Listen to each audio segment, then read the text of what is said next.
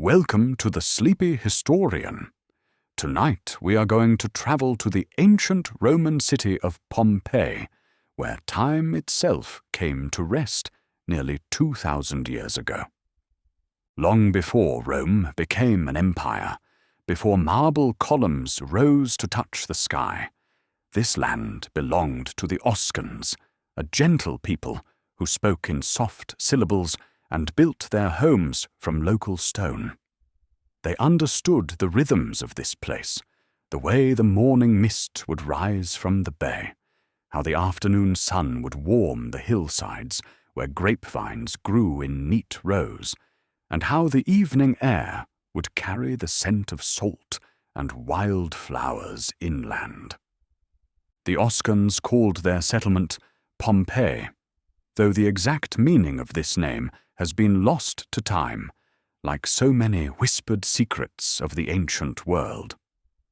Some scholars believe it comes from the Oscan word for five, perhaps referring to 5 original settlements that merged into one, like streams flowing together to form a river.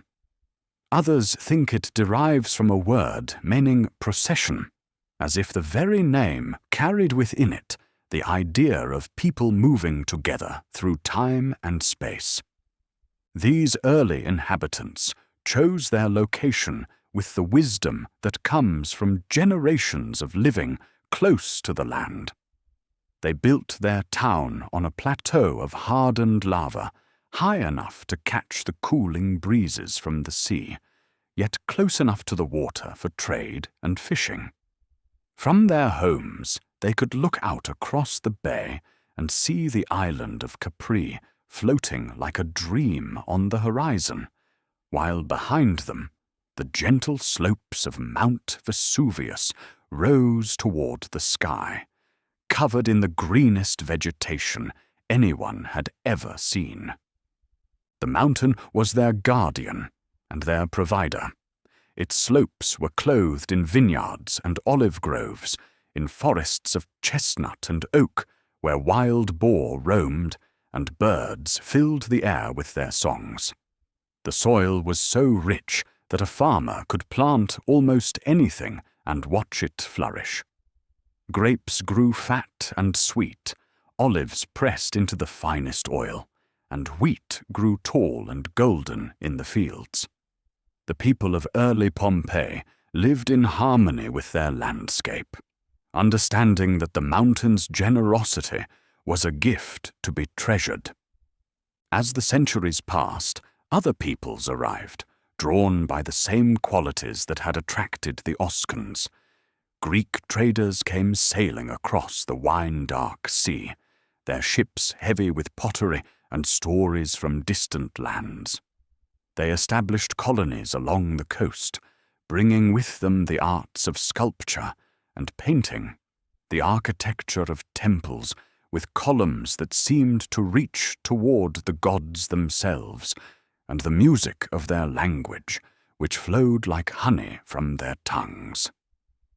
The Greeks called this region Campania Felix, the happy land, and indeed there seemed to be something blessed about this place, where the earth was generous and the climate was kind. They built temples to their gods, painted frescoes on their walls, and created theaters where the human voice could carry across stone seats to tell stories that would outlive empires. Their influence seeped into the local culture like wine soaking into bread, creating something new and beautiful. Under Greek influence, Pompeii began to grow beyond its original boundaries. Stone walls were built to protect the expanding settlement, gates were carved to allow traders and travelers to enter, and streets were laid out in patterns that would guide the footsteps of countless generations. The town developed its own character, a blend of Oscan practicality and Greek elegance, Roman efficiency and local tradition. The people of this growing Pompeii were farmers and craftsmen, traders and shopkeepers, priests and musicians. They lived simply but well. their days marked by the rising and setting of the sun, the changing of the seasons, and the gentle rhythms of Mediterranean life. In the morning they would tend their gardens and workshops. During the heat of midday, they would rest in the shade of their courtyards.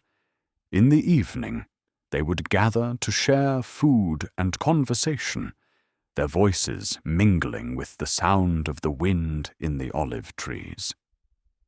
Mount Vesuvius watched over them all, its peak often wreathed in clouds that caught the light of sunset and glowed like burnished gold. The mountain seemed eternal, unchanging, a constant presence that had always been there and always would be. Its lower slopes were dotted with farms and villas, while its higher reaches remained wild and mysterious, home to eagles and wildflowers that bloomed in hidden meadows. Sometimes the earth would tremble gently, so softly that it felt more like the breathing of some great sleeping creature than anything to be feared. The people had grown accustomed to these small movements, these whispers from deep within the earth. They were part of the natural rhythm of their world, no more alarming than the sound of waves against the shore or the rustling of leaves in an evening breeze. As the seasons turned and the years flowed by like water in a stream, Pompeii continued to flourish.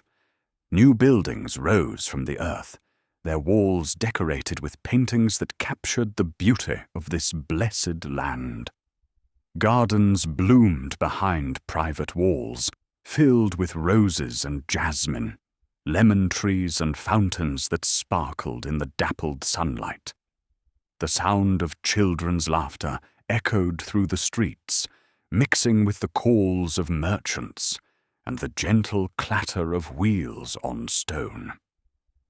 The people of this early Pompeii could not have imagined that their quiet town would one day become part of a great empire that stretched from the misty shores of Britain to the burning sands of Egypt.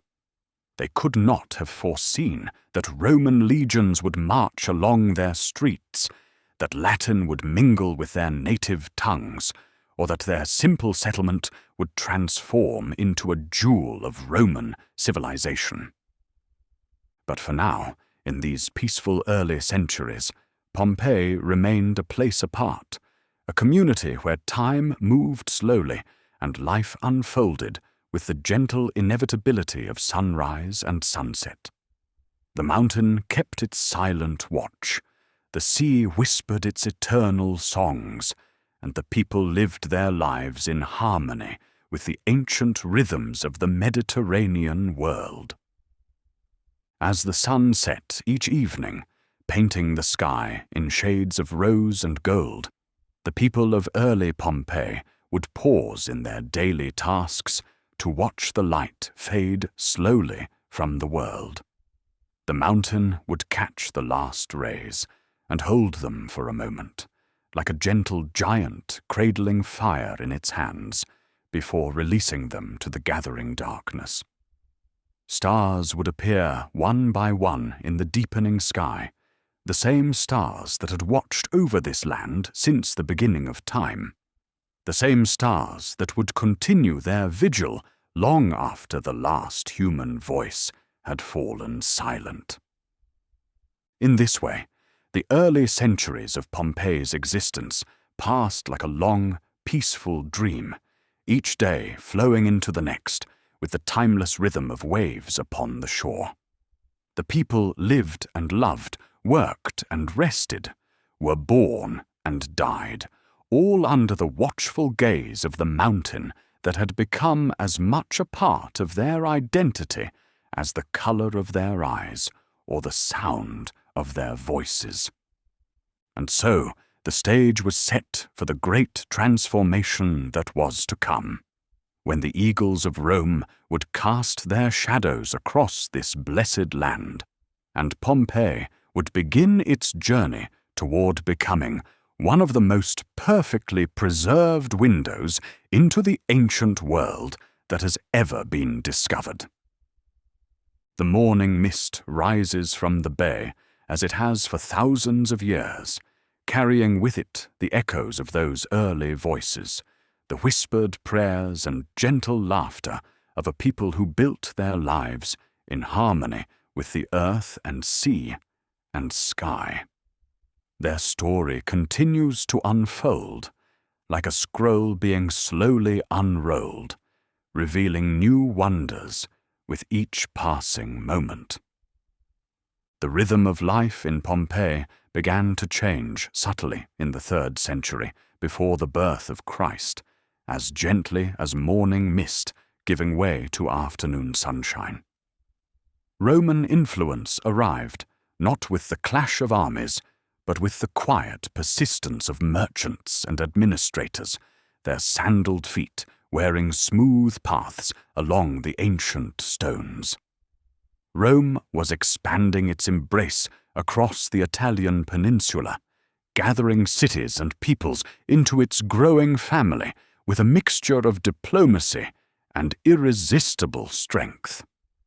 For the people of Pompeii, becoming part of the Roman world felt less like conquest and more like joining a magnificent household where everyone had their place and purpose. The Romans were master builders and organizers, bringing with them innovations that made daily life more comfortable and civilized. They understood the art of moving water uphill, of creating roads that could last for centuries, and of building structures that seemed to defy the very laws of nature. Under Roman guidance, Pompeii began to transform itself from a provincial town into a proper Roman municipality. New buildings rose alongside the old, their architecture displaying the confident elegance that marked Roman construction everywhere. The Forum was enlarged and beautified, becoming the beating heart of civic life where citizens could gather to conduct business, hear announcements, and participate in the great democratic experiment that was Roman citizenship. The streets themselves became works of art, paved with polygonal stones fitted together so perfectly that not even a knife blade could slip between them. These streets were built to last forever, designed to carry the weight of ox-drawn carts and the footsteps of countless generations. They sloped gently toward hidden drains that carried rainwater away with quiet efficiency, keeping the walkways clean and dry even during the heaviest storms. Along these stone arteries, the life of Roman Pompeii flowed like blood through veins. In the early morning hours, before the sun had fully cleared the horizon, bakers would already be at work, their ovens glowing like small suns in the pre-dawn darkness. The scent of fresh bread would drift through the streets, mixing with the salt breeze from the bay and the green smell of gardens being watered by devoted slaves and family members. Shops began to open as the light grew stronger, their wooden shutters folding back to reveal treasures from across the Roman world.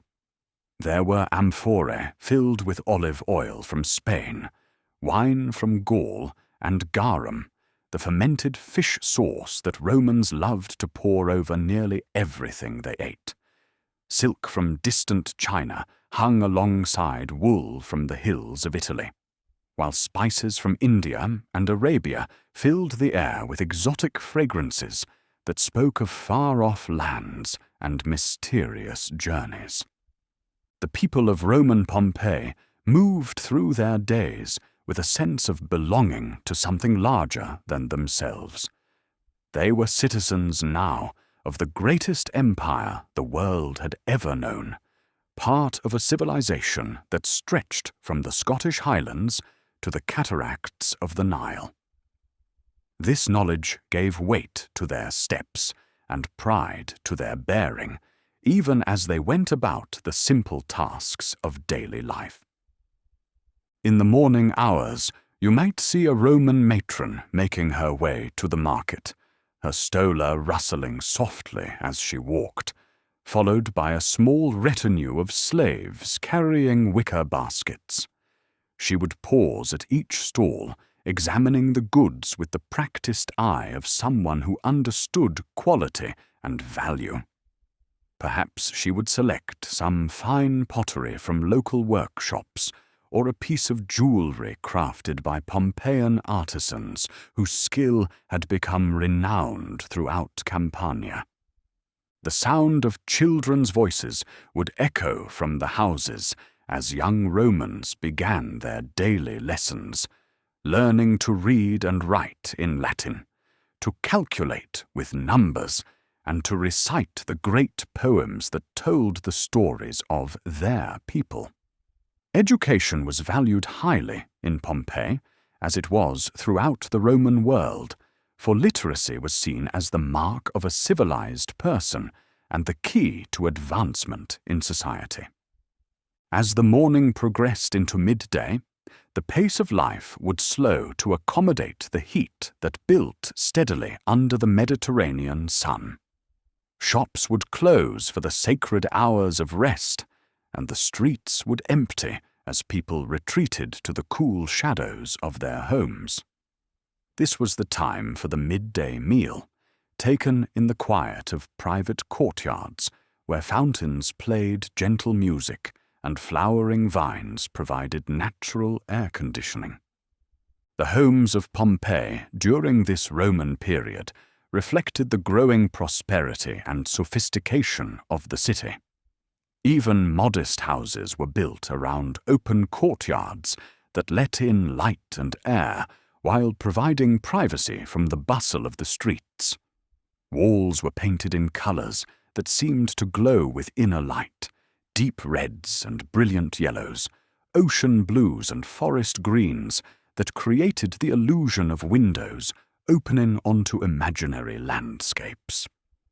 In the grander houses, mosaics covered the floors in intricate patterns that told stories or simply delighted the eye with their geometric beauty.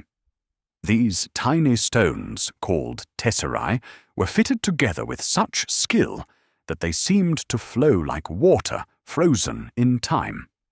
Some depicted scenes from mythology, showing gods and goddesses in moments of eternal beauty, while others created abstract patterns that seemed to shift and dance in the changing light. The wealthier citizens of Pompeii lived in homes that were like small palaces, with multiple courtyards, private baths, and gardens that were masterpieces of design and cultivation. These gardens were not merely decorative, but served as outdoor rooms where families could dine, relax, and entertain guests under the open sky. Grapevines trained over wooden pergolas provided shade during the day and the promise of autumn wine, while herb gardens filled the air with the scents of rosemary, thyme, and mint. Water played a crucial role in the life of Roman Pompeii, flowing through the city via an ingenious system of aqueducts, pipes, and reservoirs that brought fresh spring water from the distant mountains. This water not only provided for drinking and cooking, but also fed the public fountains that marked every neighborhood, the private bathhouses that graced the homes of the wealthy, and the public thermae where citizens of all classes could come to bathe, exercise, and socialize. The integration of Pompeii into the Roman world brought with it a flowering of arts and crafts that transformed the city into a center of creativity and excellence. Local workshops produced pottery that was shipped throughout the empire, their red-glazed terra sigillata becoming particularly prized for its beauty and durability. Painters developed techniques that created walls that seemed to dissolve into gardens, distant landscapes, and architectural fantasies that expanded the apparent space of even the smallest rooms. Mount Vesuvius continued its eternal watch over this transformation, its slopes now dotted with Roman villas, where wealthy citizens came to escape the heat of summer and enjoy the cooler air of the mountains. These villas were marvels of engineering and design, with terraced gardens that cascaded down the hillsides and rooms that opened onto panoramic views of the bay below. The mountain had become not just a source of fertile soil, but a playground for the Roman elite who appreciated its beauty and tranquility. The volcanic soil that had always made this region so productive became even more valuable under Roman agricultural techniques. Roman farmers understood crop rotation, the use of fertilizers, and irrigation methods that could coax abundance from even marginal land. The vineyards of Vesuvius produced wines that were celebrated throughout the empire, their quality enhanced by the unique mineral content of the volcanic soil. Trade flourished as never before, with Pompeii's location making it a natural hub for commerce flowing between Rome and the wider Mediterranean world. Ships arrived daily at the nearby port of Puteoli, their holds filled with goods from Egypt, Africa, Spain, and Gaul. These treasures would make their way to Pompeii's markets, where they would be traded, processed, and distributed throughout the region. The people of Roman Pompeii had become cosmopolitan citizens of the world, comfortable with luxury, yet grounded in the practical realities of daily life. They understood both the value of hard work and the importance of leisure, the dignity of honest labor and the pleasures of refined entertainment. Their city had grown into something that perfectly balanced the best of Roman civilization with the natural blessings of their extraordinary location. As evening fell each day, bringing blessed relief from the heat and a return to activity in the cooling air, the streets would once again fill with life. Families would emerge from their afternoon rest to visit friends, conduct business, or simply enjoy the pleasure of walking through their beautiful city. The painted walls would glow in the slanted light of sunset, and the sound of conversation and laughter would drift from open doorways and garden courtyards. This was Pompeii in its Roman glory, a city that had found its perfect expression, a place where the ancient wisdom of its earliest inhabitants had been enhanced and refined by the greatest civilization the world had yet produced.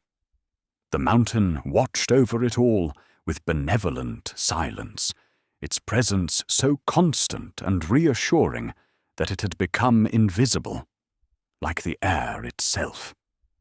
The transformation was complete, yet still the city continued to grow and change, always reaching toward new heights of beauty and sophistication, always confident in its future, always secure in the protection of its mountain guardian that had watched over this blessed land since the beginning of time. As the sun reached its highest point each day above Roman Pompeii, casting sharp shadows between the buildings, the true artistry of the city's design became most apparent. The streets formed a gentle grid that followed the natural contours of the ancient lava plateau, creating a harmony between human planning and the Earth's own architecture. These thoroughfares were not merely functional pathways, but carefully orchestrated spaces that guided both foot traffic and the flow of daily life with invisible grace. The main arteries of the city ran roughly east to west, following the natural slope of the land toward the sea, while smaller streets crossed them at regular intervals, creating a pattern that was both logical and beautiful. At the intersections, stepping stones had been placed with mathematical precision, allowing pedestrians to cross without soiling their sandals while leaving just enough space for cart wheels to pass between them. These stones, worn smooth by countless footsteps, bore witness to the endless procession of daily life that flowed through Pompeii's veins. Walking through these streets was like moving through a carefully composed symphony of stone and color. The facades of houses and shops presented an ever-changing gallery of architectural styles and decorative flourishes, each building expressing the personality and prosperity of its owners, while contributing to the overall harmony of the street. Some walls were painted in solid colors that seemed to glow with inner warmth, while others featured elaborate frescoes that turned every walk into a journey through an art gallery. The larger houses, built for Pompeii's most prosperous citizens, presented relatively modest faces to the street, following the Roman preference for privacy and understatement in public architecture. Behind their unassuming doorways, however, lay worlds of luxury and refinement that would have impressed visitors from Rome itself. These homes were designed around the ancient concept of the atrium, a central courtyard that served as the heart of domestic life and the source of light and air for the surrounding rooms. Entering such a house was like stepping into a different realm, where the noise and bustle of the street gave way to the gentle sound of flowing water and the soft whisper of wind through carefully tended plants. The atrium typically featured a rectangular pool called an impluvium, designed to catch rainwater from the opening in the roof above. This simple feature served multiple purposes, providing water for household use, cooling the air through evaporation, and creating a focal point of serenity that drew the eye upward toward the sky. Around this central space, rooms opened like the petals of a flower, each serving its particular purpose in the choreography of Roman domestic life. The tablinum, or study, often lay directly opposite the entrance, providing a clear sightline from the street to the most important room of the house, where the paterfamilias would conduct business and receive visitors. The walls of these rooms were frequently decorated with paintings that created the illusion of expanded space, showing gardens, architectural vistas, or mythological scenes that transported viewers to other times and places. Beyond the atrium, the grandest houses featured a second courtyard called a peristyle, surrounded by columns and filled with elaborate gardens that represented the highest achievement of Roman landscape design. These gardens were not wild spaces, but carefully orchestrated compositions that combined useful plants with purely decorative ones, creating outdoor rooms that could serve for dining, entertainment, or quiet contemplation. Grapevines might be trained over pergolas to provide shade, while beds of roses, lilies, and other flowering plants filled the air with fragrance and the eyes with color. The smaller houses of Pompeii, built for craftsmen, shopkeepers, and working families, followed similar principles, but on a more modest scale. Even the humblest dwelling might feature a small courtyard with a few potted plants and a painted wall that created the illusion of a garden window. These homes demonstrated the Roman belief that beauty and dignity were not luxuries reserved for the wealthy, but essential elements of civilized life that should be available to all citizens. The walls throughout Pompeii were canvases for an extraordinary flowering of artistic expression that transformed the city into one vast art gallery. Painters working in fresco, applying their pigments to wet plaster so that the colors would bond permanently with the wall, created scenes of breathtaking beauty and imagination. Some walls featured elaborate architectural fantasies, showing impossible buildings with soaring columns and impossible perspectives that seemed to expand the boundaries of physical space. Other paintings depicted scenes from daily life with such accuracy and affection that they serve today as windows into the past more vivid than any written description could provide. We can see Roman gardens in full bloom, dinner parties in progress, and quiet domestic moments that capture the eternal rhythms of human life. These paintings speak to us across the centuries with the immediacy of photographs, showing us not just how Romans lived, but how they saw themselves and their world.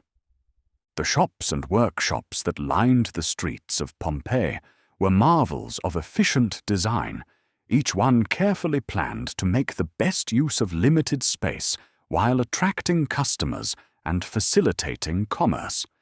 Many featured large openings that could be completely closed with wooden shutters at night, but thrown wide open during business hours to display goods and invite customers inside. Counters made of stone or brick provided surfaces for transactions, while storage areas in the back held inventory and supplies. Bakeries were among the most important and recognizable shops in any Roman city, and Pompeii boasted several that served different neighborhoods and social classes. These establishments combined mills for grinding grain, ovens for baking, and shops for selling the finished products, all integrated into compact spaces that maximized efficiency. The ovens, built of brick and fired with wood, could reach temperatures high enough to bake dozens of loaves at once, filling their neighborhoods with the comforting aroma of fresh bread each morning. The thermopolia, or fast food restaurants of Pompeii, provided hot meals for citizens who lacked cooking facilities at home or who wanted to eat away from their houses. These establishments featured large jars set into stone counters designed to keep food warm and accessible throughout the day. Customers could choose from a variety of dishes, from simple stews and porridges to more elaborate preparations that might include meat, vegetables, and exotic seasonings from distant provinces. Water flowed through Pompeii via an ingenious system that brought fresh spring water from sources in the nearby mountains. This water arrived through aqueducts built according to Roman engineering principles, traveling for miles across valleys and hills with a gradient so gentle that the flow was powered entirely by gravity. Within the city, the water was distributed through a network of lead pipes and ceramic conduits that brought this precious resource to public fountains, private houses, and commercial establishments. The public fountains that marked virtually every street corner in Pompeii were both practical necessities and works of art. Carved from local stone and often decorated with sculptures or inscriptions, these fountains provided free water to all citizens while serving as gathering places where neighbors could meet and exchange news. The constant flow of water kept the fountains clean and fresh, while the overflow helped to wash the streets, and carry away debris. Private houses often featured their own water supplies, delivered through connections to the public system that reflected the social status and wealth of the owners.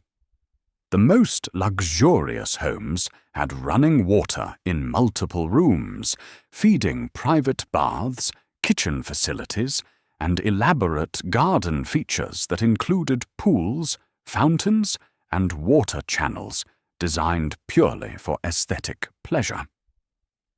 The drainage system of Pompeii was equally sophisticated, designed to handle both human waste and rainwater with efficiency and hygiene that would not be matched in most European cities for another 1,000 years. Sewers built beneath the streets carried waste away from the city, while drains set into the roadways handled the runoff from the frequent but brief thunderstorms that marked the Mediterranean climate.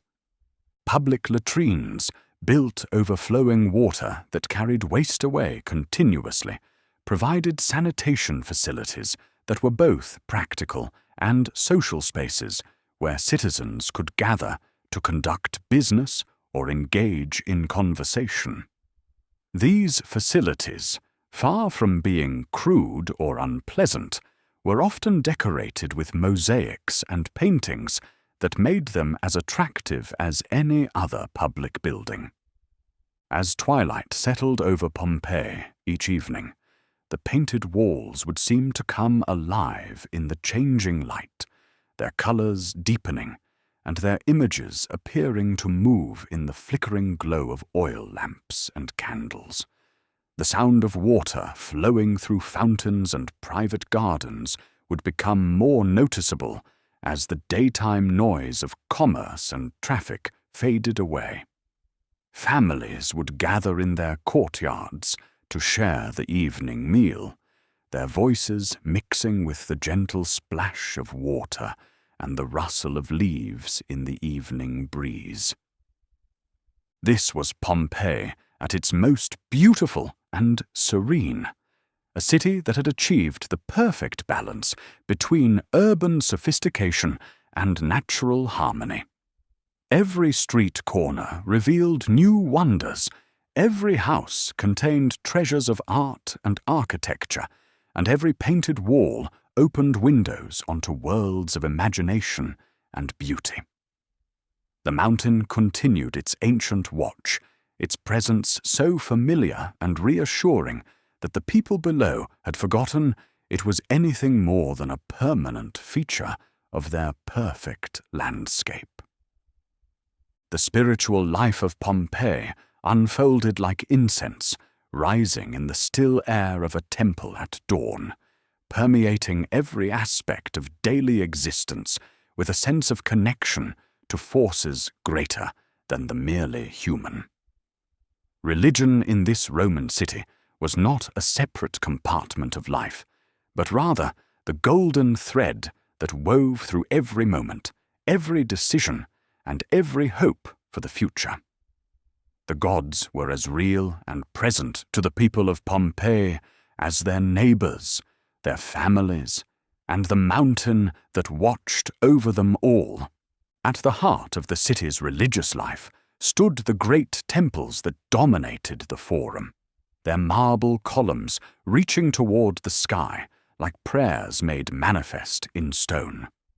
The temple of Jupiter, king of the gods, occupied the place of honor at the northern end of the forum, its imposing facade commanding respect and reverence from all who entered the sacred space of the city's center. This temple, rebuilt and beautified during the Roman period, embodied the majesty and power that Romans associated with their supreme deity. But Jupiter didn't rule alone in the divine hierarchy of Pompeii. The Temple of Apollo, one of the oldest sacred buildings in the city, spoke to the Greek influences that had shaped Pompeian culture long before Roman eagles cast their shadows across Campania. Apollo was the god of music, poetry, prophecy, and healing, attributes that made him particularly beloved in a city that valued both artistic beauty and practical wisdom. His temple, surrounded by columns that caught and held the morning light, provided a space for contemplation and artistic inspiration. The goddess Venus held a special place in Pompeian hearts, for she was not only the divine patroness of love and beauty, but also the mythical ancestor of the Roman people through her son Aeneas. Her temple in Pompeii was a place of particular beauty, where young couples would come to pray for happiness in marriage, and where mothers would seek blessings for their children. The walls of her shrine were often decorated with paintings that depicted her emerging from the sea foam or surrounded by the roses and doves that were sacred to her. Throughout the city, smaller shrines and temples served the religious needs of particular neighborhoods and professions. The Temple of Isis, Egyptian goddess of magic and motherhood, attracted worshippers who were drawn to the mysterious and exotic rituals of her cult. These ceremonies, conducted by priests whose heads were shaved in the Egyptian manner, offered spiritual experiences that differed dramatically from the more formal and public rituals associated with the traditional Roman gods. The worship of the Lares and Penates, the household gods who protected the home and family, formed the most intimate and constant aspect of religious life in Pompeii. Every house, from the grandest villa to the most modest workshop, contained a shrine called a lararium, where these protective spirits were honored with daily offerings and prayers. These shrines were often decorated with paintings that showed the Lares as young men holding drinking horns and dancing, while the genius of the paterfamilias appeared in a toga, making offerings at an altar. The morning ritual of honoring the household gods began each day in Pompeian homes with offerings of food, wine, and incense placed before these domestic shrines. Family members would gather briefly to acknowledge the divine protection that watched over their dwelling, their relationships, and their daily activities. These moments of quiet devotion created a sense of spiritual grounding that carried families through the challenges and opportunities of each new day. Public religious festivals marked the rhythm of the year in Pompeii, creating occasions for community celebration that brought together citizens of all social classes in shared expressions of devotion and joy. The festival of Vulcanalia, honoring the god of fire and metalworking, held special significance in a city where volcanic soil provided such abundant harvests and where the skills of craftsmen were so highly valued. During this celebration, fires would be lit throughout the city, and offerings would be made to ensure the gods' continued protection and blessing. The Venalia festivals, celebrating the wine harvest, transformed Pompeii into a city of celebration as the fruits of Vesuvius's volcanic slopes were gathered and transformed into the wine that would warm hearts and inspire conversations throughout the coming year. These occasions combined religious devotion with practical celebration of the agricultural abundance that made life in Campania so pleasant and prosperous. Religious processions wound through the streets of Pompeii during major festivals, creating moving rivers of color and sound that connected the various temples and shrines throughout the city. Priests in ceremonial robes would carry sacred objects and images of the gods, while musicians provided rhythmic accompaniment, and citizens joined the parade carrying flowers, incense and offerings.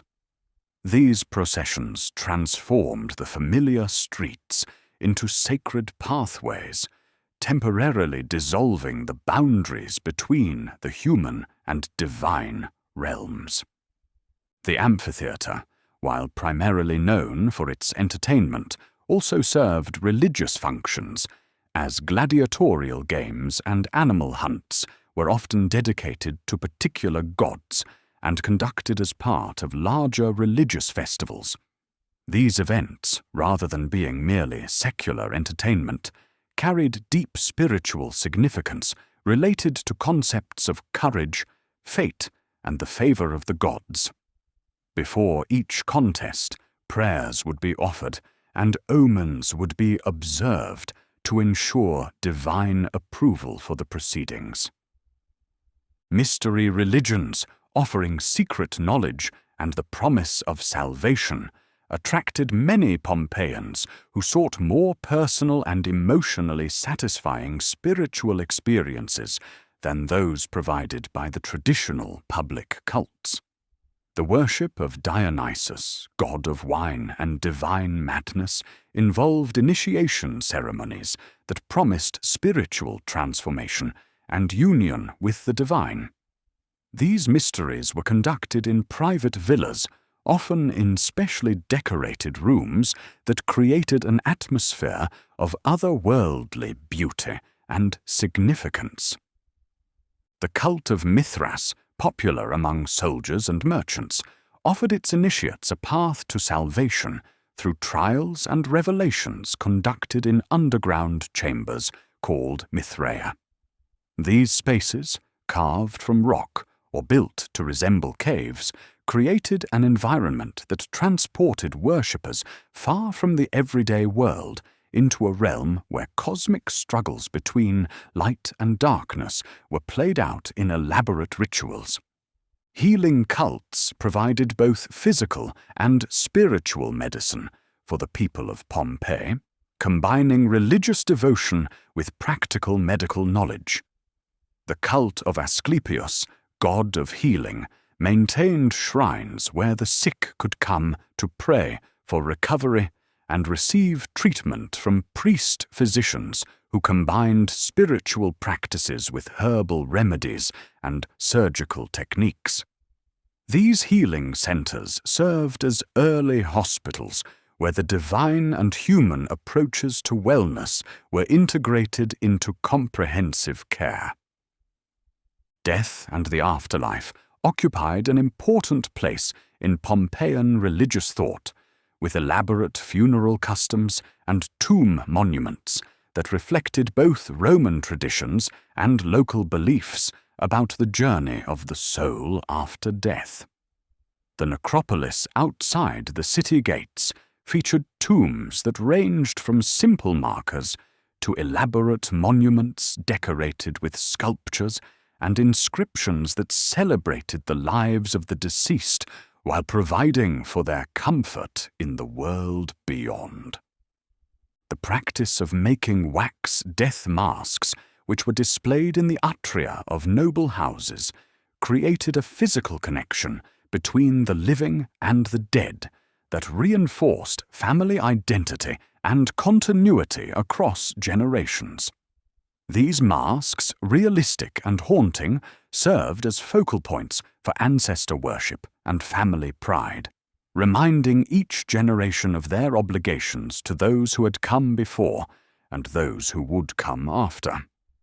Oracle sites and divinatory practices provided guidance for important decisions, both personal and public.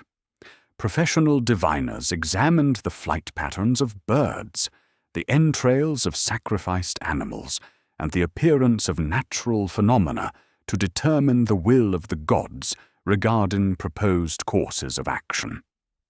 These practices, far from being mere superstition, represented sophisticated attempts to understand and harmonize human intentions with divine purposes. The integration of religious observance with daily activities meant that even the most mundane tasks carried spiritual significance. Bakers would mark their loaves with sacred symbols, merchants would invoke divine protection for their ventures, and craftsmen would seek the blessing of patron deities for their work. This constant awareness of divine presence created a sense of meaning and purpose that elevated ordinary activities into expressions of cosmic harmony. As evening descended over Pompeii, families would gather once more before their household shrines to offer thanks for the day's blessings and to seek protection through the night. The soft glow of oil lamps would illuminate the painted figures of the lares, creating the illusion that these protective spirits were moving gently in the flickering light. The sound of evening prayers would drift from open windows and doorways, joining with the splash of fountains and the whisper of wind through garden leaves to create a symphony of devotion that rose toward the star-filled sky. Mount Vesuvius, standing silent against the night sky, was itself seen as a divine presence, a manifestation of the Earth's creative and destructive powers that demanded both respect and gratitude. The people of Pompeii understood their mountain as a benevolent guardian whose gifts of fertile soil and protective presence far outweighed any minor inconveniences like the occasional earth tremor or sulphurous smell that might drift down from its heights. In this way, the spiritual life of Pompeii created a sense of safety and meaning that permeated every aspect of existence, providing comfort in times of difficulty and enhancing joy in times of celebration. The gods were not distant figures, but intimate companions in the journey of life, as present and reliable as the sunrise that greeted each new day and the mountain that watched over the city's dreams. The public baths of Pompeii opened their doors each morning like temples to the art of civilized living, welcoming citizens into spaces where the boundaries between necessity and luxury, health and pleasure, dissolved into the warm mist of heated pools and perfumed air.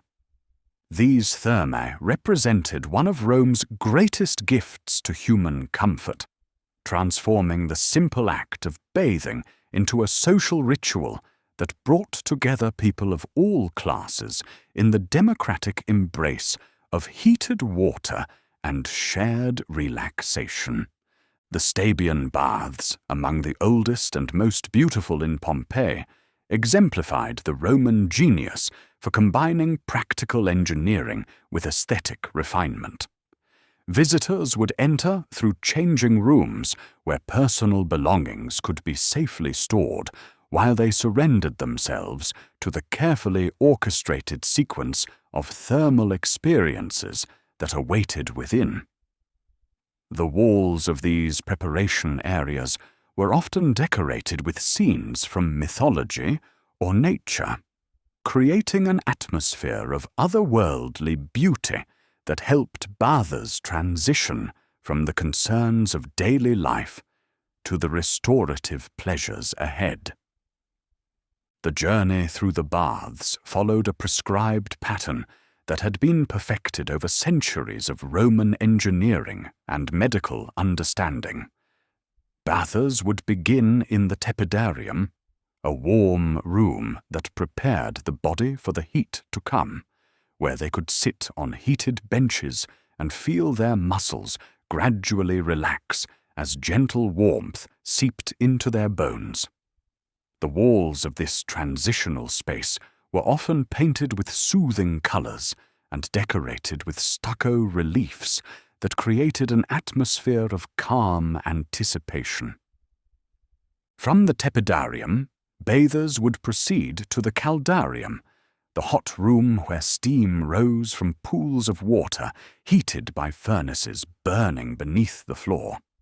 Here, in the embrace of humid warmth, the cares and tensions of daily life would literally melt away as pores opened and muscles released their stored stress. Slaves would be available to provide oils and strigils, the curved bronze tools used to scrape away dirt and dead skin, leaving the body clean and refreshed. The final stage of the bathing ritual took place in the frigidarium, where cold water provided a shocking but invigorating contrast to the preceding heat. This sudden temperature change was believed by Roman physicians to strengthen the constitution and improve health, while the psychological effect of the cold plunge created a sense of renewal and vitality that could last for hours. The hypocaust system that made these thermal miracles possible represented Roman engineering at its most ingenious. Beneath the floors of the heated rooms, pillars of brick supported raised floors, while hot air from wood-burning furnaces circulated through the resulting spaces. This heated air would also rise through hollow tiles built into the walls, creating an even distribution of warmth that made the entire environment comfortable without the dry heat that would have been produced by open fires. Water for the baths came from the same aqueduct system that supplied the rest of the city, but it underwent special treatment and heating that transformed it from a mere necessity into a luxury worthy of the gods themselves. Lead pipes carried water to bronze braziers where it was heated to precise temperatures, while overflow systems ensured that fresh water was constantly circulating through the pools to maintain both cleanliness and proper temperature. The social aspect of the baths was equally important as their hygienic function. These were places where business deals were discussed, friendships were formed, and news was shared in an atmosphere of relaxation and equality that transcended normal social boundaries. A wealthy merchant might find himself sharing a pool with a skilled craftsman, their conversation flowing as easily as the water that surrounded them, bound together by the common humanity that warm water and shared comfort could reveal. Beyond the main bathing facilities, the thermae often included gymnasiums where citizens could exercise before bathing, libraries where they could read while relaxing, and gardens where they could stroll and enjoy the fresh air. These additional amenities transformed the baths from simple washing facilities into complete wellness centers that addressed the needs of body, mind, and spirit in integrated harmony. The markets and forums of Pompeii awakened each morning with the energy of a beehive stirring to life, as merchants, customers, and curious observers converged on spaces that served as the economic heart of the city. The main forum, paved with travertine that gleamed like snow in the morning sun, provided a magnificent setting for commerce that reflected the prosperity and sophistication of Roman civilization at its height.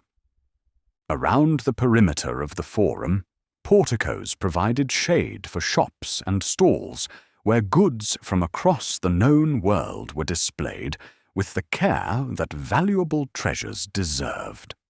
Silk from China, so fine it seemed to float on the slightest breeze, hung beside wool from the hills of Italy, dyed in colors that captured the essence of Mediterranean sunsets and spring meadows.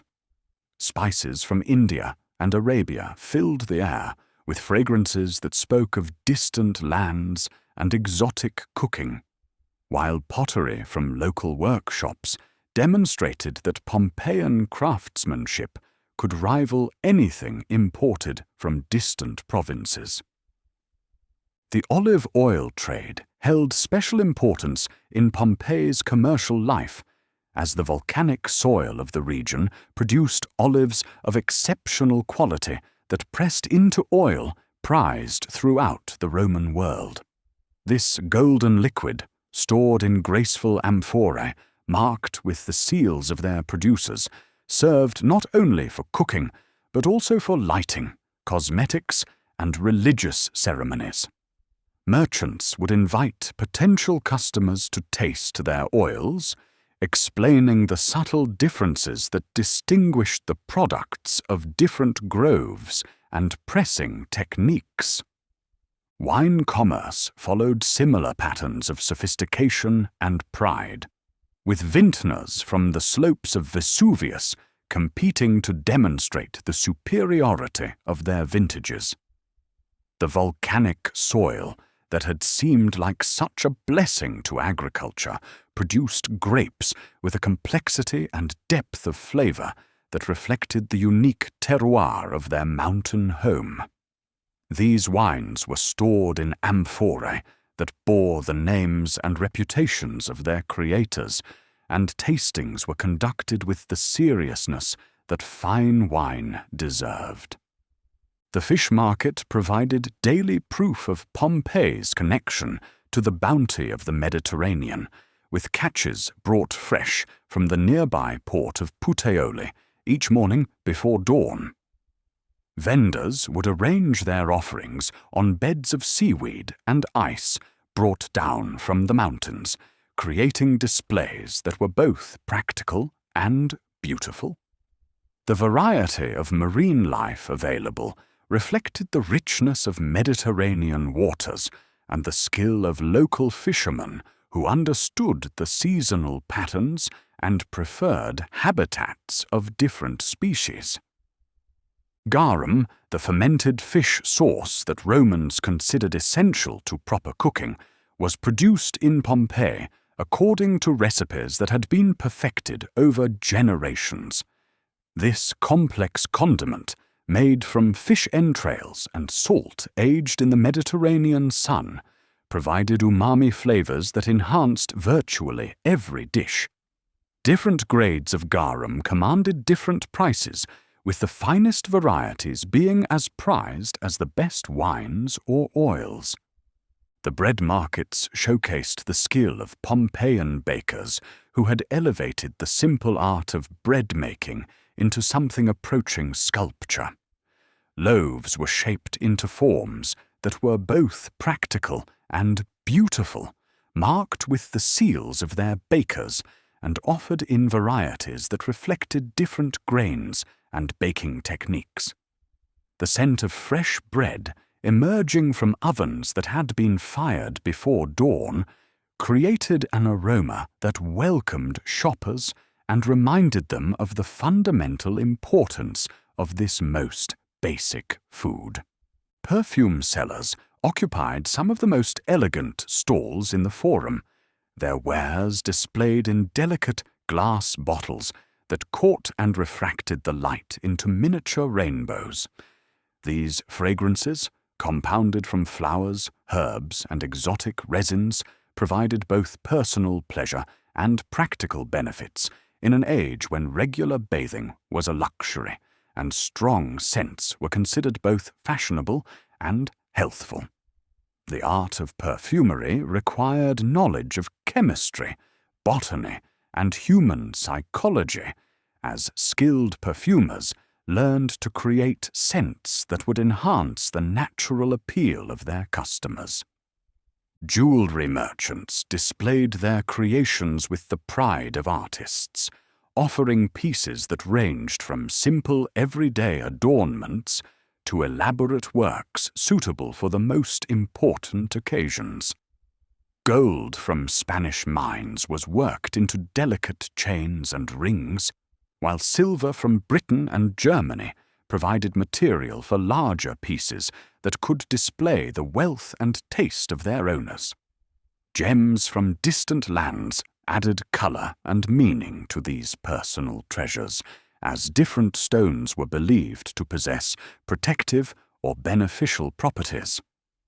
The slave market, while disturbing to modern sensibilities, was an integral part of Roman commercial life, conducted with the same attention to quality and value that marked all other forms of trade.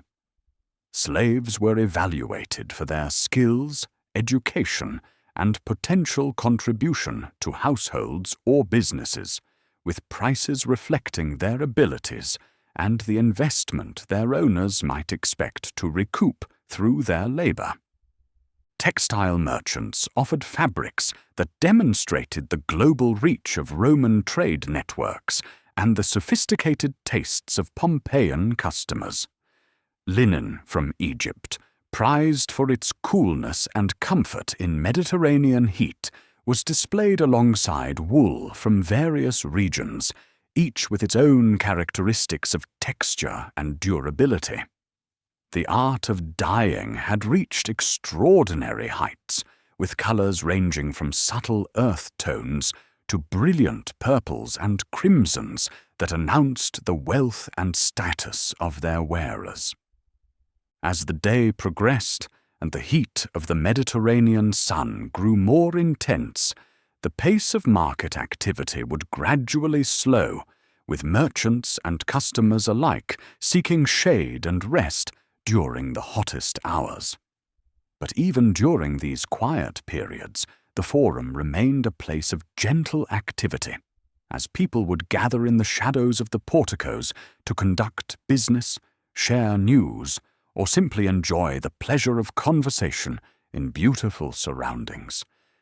The sound of flowing water from public fountains provided a constant musical background to all commercial activity, while the sight of the painted walls and decorated columns reminded everyone present that they were participating in something more than mere buying and selling. They were part of a civilization that valued beauty, quality, and the pleasure that came from surrounding daily life with objects and experiences worthy of their humanity. Evening would bring a final burst of activity as people completed their shopping for the day's meals and merchants prepared to close their stalls. The slanted light of sunset would transform the Forum into a golden space where the ordinary business of commerce took on an almost magical quality, and the mountain that watched over everything would seem to glow with approval at the prosperity and happiness that flourished in its shadow. In this way, the markets and baths of Pompeii created a daily rhythm of commerce and comfort that reflected the best aspects of Roman civilization. They were spaces where practical needs were met with artistic sensibility, where social connections were formed and strengthened, and where the simple pleasures of clean water, good food, and beautiful objects transformed ordinary life into something approaching the divine. The House of the Faun stood like a jewel among the grand residences of Pompeii, its name derived from the bronze statue of a dancing faun that graced its first atrium, frozen in an eternal moment of joyful movement that seemed to embody the spirit of the house itself. This magnificent dwelling, covering an entire city block, represented the pinnacle of Roman domestic architecture and the heights of luxury that successful citizens could achieve in this blessed corner of the empire. Approaching the house from the street, visitors would first encounter a facade that balanced elegance with restraint, following the Roman preference for understatement in public, while reserving displays of wealth for the private spaces within. The entrance, marked by columns of fine marble and a threshold mosaic bearing the traditional greeting salve or welcome, provided the first hint of the wonders that lay beyond the heavy wooden doors that protected the family's privacy. Crossing this threshold was like entering another world, where the noise and bustle of the street gave way to the gentle sound of flowing water and the soft whisper of air moving through carefully designed spaces. The first atrium opened like a flower, its high ceiling creating a sense of vertical spaciousness that was enhanced by the rectangular opening called the compluvium, through which natural light poured down to illuminate the impluvium below, where rainwater collected in a pool that reflected the sky and clouds passing overhead. The walls surrounding this central space were painted with frescoes that created the illusion of expanded architecture, showing columns and porticos that seemed to extend the actual space into imaginary distances. These painted gardens and distant landscapes provided visual escape from the confines of urban living, while demonstrating the sophisticated artistic taste that marked the house's owners as people of refinement and culture. Moving deeper into the house, visitors would discover that the House of the Faun actually contained 2 atria, an unusual feature that spoke to both the wealth of its owners and their need to accommodate the complex social obligations that came with high status in Roman society. The second atrium, even grander than the first, featured walls decorated with some of the finest paintings ever discovered in Pompeii, including mythological scenes that transported viewers into the realm of gods and heroes. The peristyle gardens that lay at the heart of the house's design represented the Roman ideal of bringing nature into domesticated harmony with human habitation. These open courtyards, surrounded by columns and filled with carefully planned arrangements of plants, flowers, and water features, created outdoor rooms that could serve for dining, entertainment, or quiet contemplation depending on the needs of the moment and the preferences of the family. Water played a central role in the aesthetic and practical design of these garden spaces, flowing through channels, pools, and fountains that created both visual beauty and natural cooling in the Mediterranean heat. The sound of moving water provided a constant musical background that masked noise from the street while creating an atmosphere of serenity that made these gardens feel like private oases removed from the concerns of the world beyond the walls. The gardens were planted with species chosen for both their beauty and their symbolic meaning, creating compositions that pleased the eye while speaking to deeper cultural values and aspirations. Bay laurel provided both aromatic leaves for cooking and symbolic connections to Apollo and poetic achievement, while roses filled the air with fragrance and represented Venus and the power of love. Grapevines trained over pergolas provided shade during the day and wine for the table, while herb gardens supplied both culinary ingredients and medicinal remedies. The dining rooms of the House of the Faun were designed to accommodate the complex social rituals that surrounded Roman meals, particularly the elaborate dinner parties that were essential to maintaining social connections and demonstrating cultural sophistication.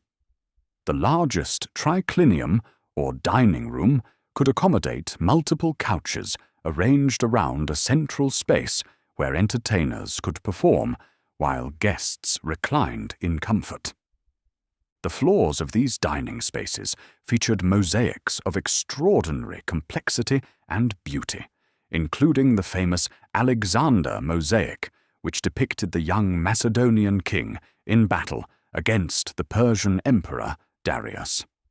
This masterpiece, composed of thousands of tiny tesserae arranged with almost photographic precision, demonstrated both the wealth of the house's owners and their identification with the highest achievements of Hellenistic art and culture.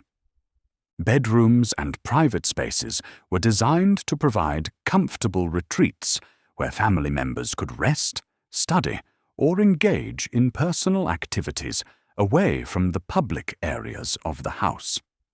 These rooms often featured painted walls that created intimate atmospheres appropriate to their functions, with colors and decorative schemes that promoted relaxation and peaceful sleep.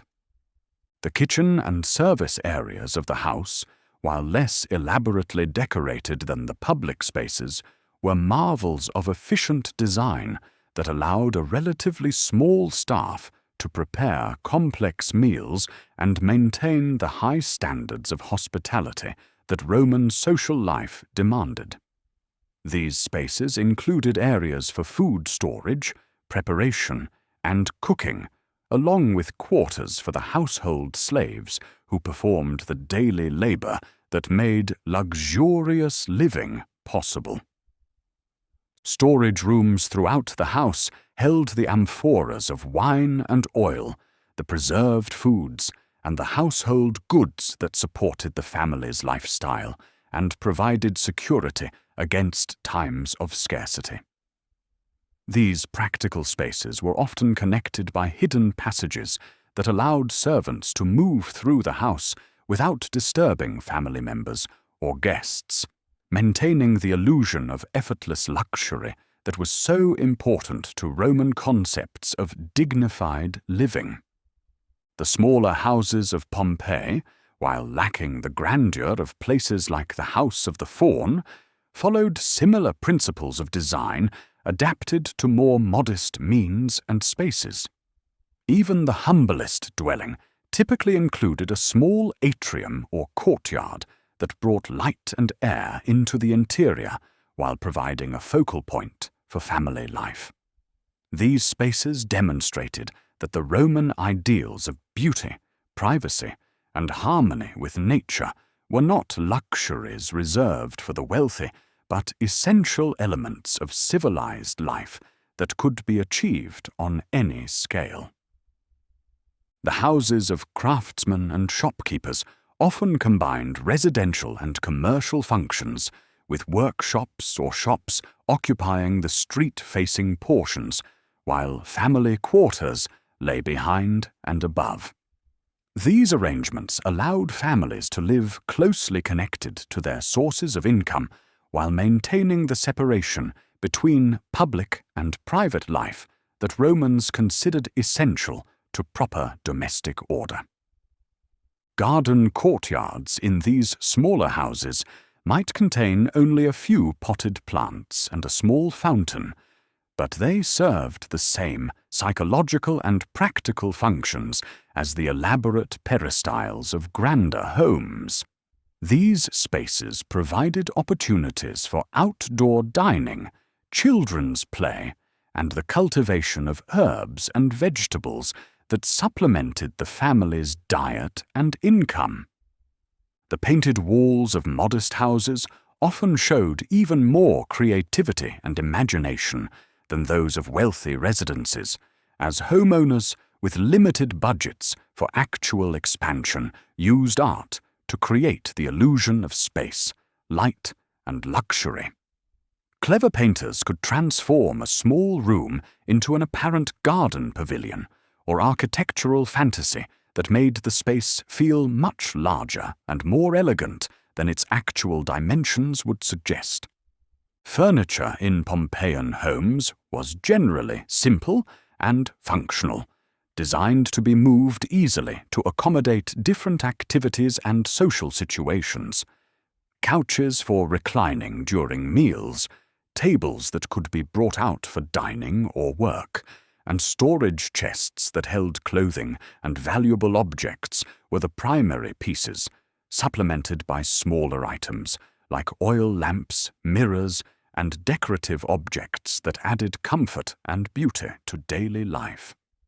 The rhythm of domestic life in these houses followed patterns that had been established over centuries of Roman civilization, beginning before dawn with the lighting of fires and the preparation of the day's first meal.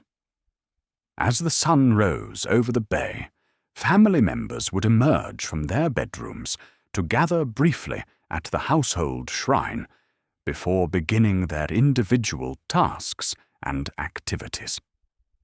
Throughout the day, the houses would fill and empty as family members pursued their various occupations and social obligations, while household slaves maintained the cleaning, cooking, and other domestic tasks that kept the complex machinery of Roman family life running smoothly. The afternoon hours brought rest and retreat from the heat, while evening marked the time for family meals and social gatherings that strengthened the bonds between household members. As darkness fell over Pompeii, oil lamps would be lit throughout the houses, their warm glow illuminating painted walls and creating intimate spaces where families could gather for conversation, music, or simply the pleasure of being together in beautiful surroundings.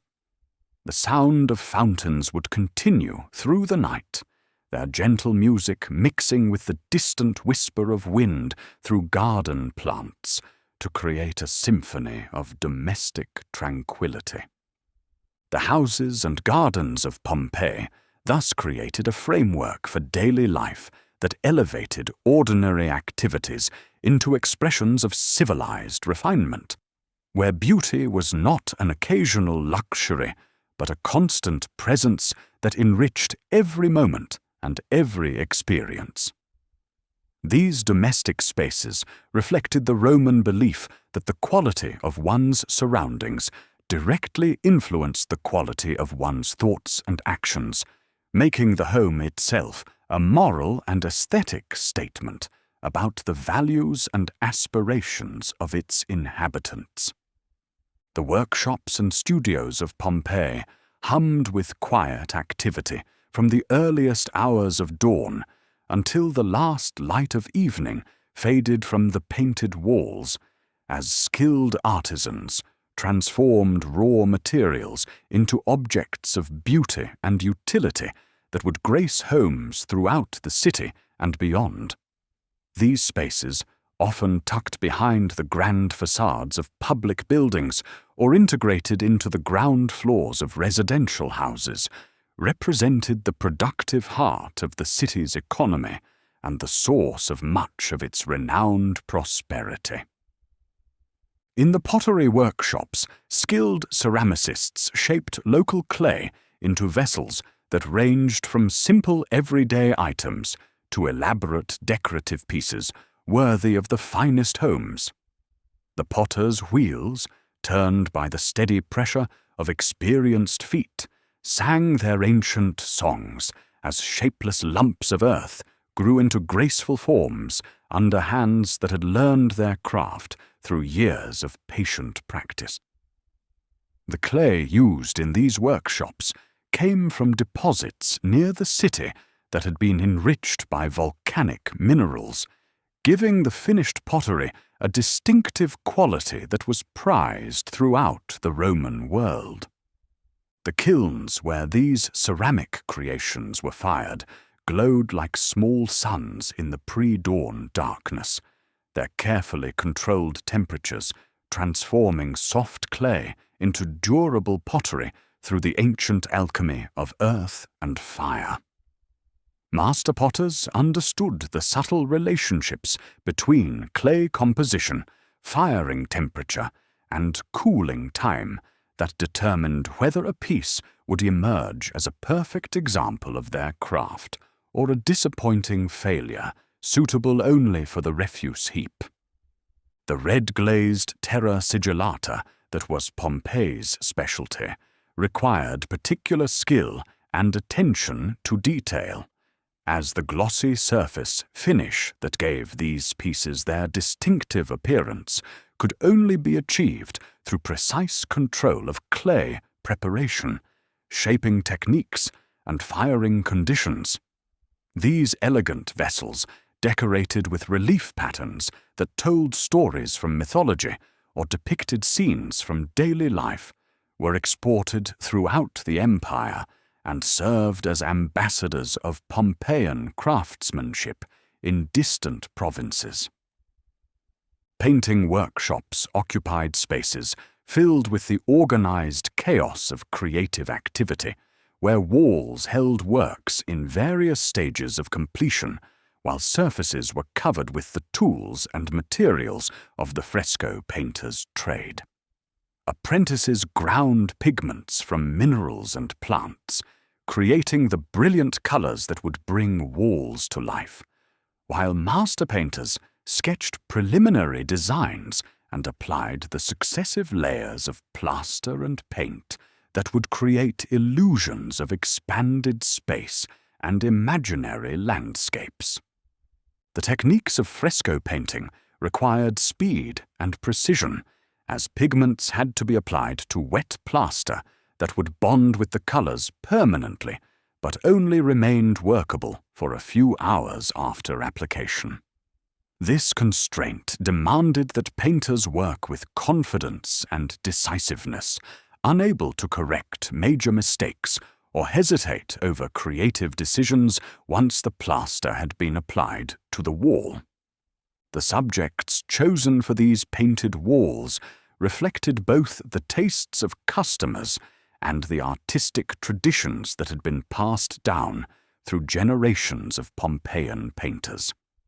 Mythological scenes transported viewers into the realm of gods and heroes, while garden paintings created the illusion of windows opening onto eternal spring. Architectural fantasies showed impossible buildings that defied the laws of physics, while delighting the eye with their elaborate detail and perfect perspective. Metalworking shops rang with the music of hammers on anvils as smiths shaped bronze, iron, and precious metals into objects that combined practical function with artistic beauty. Bronze workers created everything from simple household utensils to elaborate decorative pieces like the dancing faun that gave the House of the Faun its name. These craftsmen understood the properties of different metal alloys and the techniques needed to achieve desired colors, textures, and working characteristics in their finished pieces. The creation of bronze objects often began with the formation of clay or wax models that captured the desired shape and proportions of the finished piece. These models were then used to create molds into which molten bronze could be poured, a process that required precise timing and temperature control to achieve successful results. The casting process was followed by careful finishing work that removed excess metal, smoothed surfaces, and added details that brought the pieces to life. Jewelry workshops glittered with the precious materials that craftsmen transformed into personal adornments that reflected both wealth and artistic sensibility. Gold from Spanish mines was worked into delicate chains, rings, and earrings, while silver provided material for larger pieces that could display the skill of the craftsman and the status of the wearer.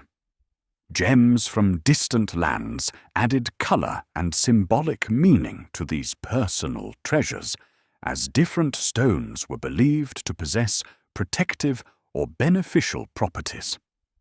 The techniques of jewelry making required both artistic vision and technical precision, as craftsmen worked with materials that were too valuable to waste through careless mistakes.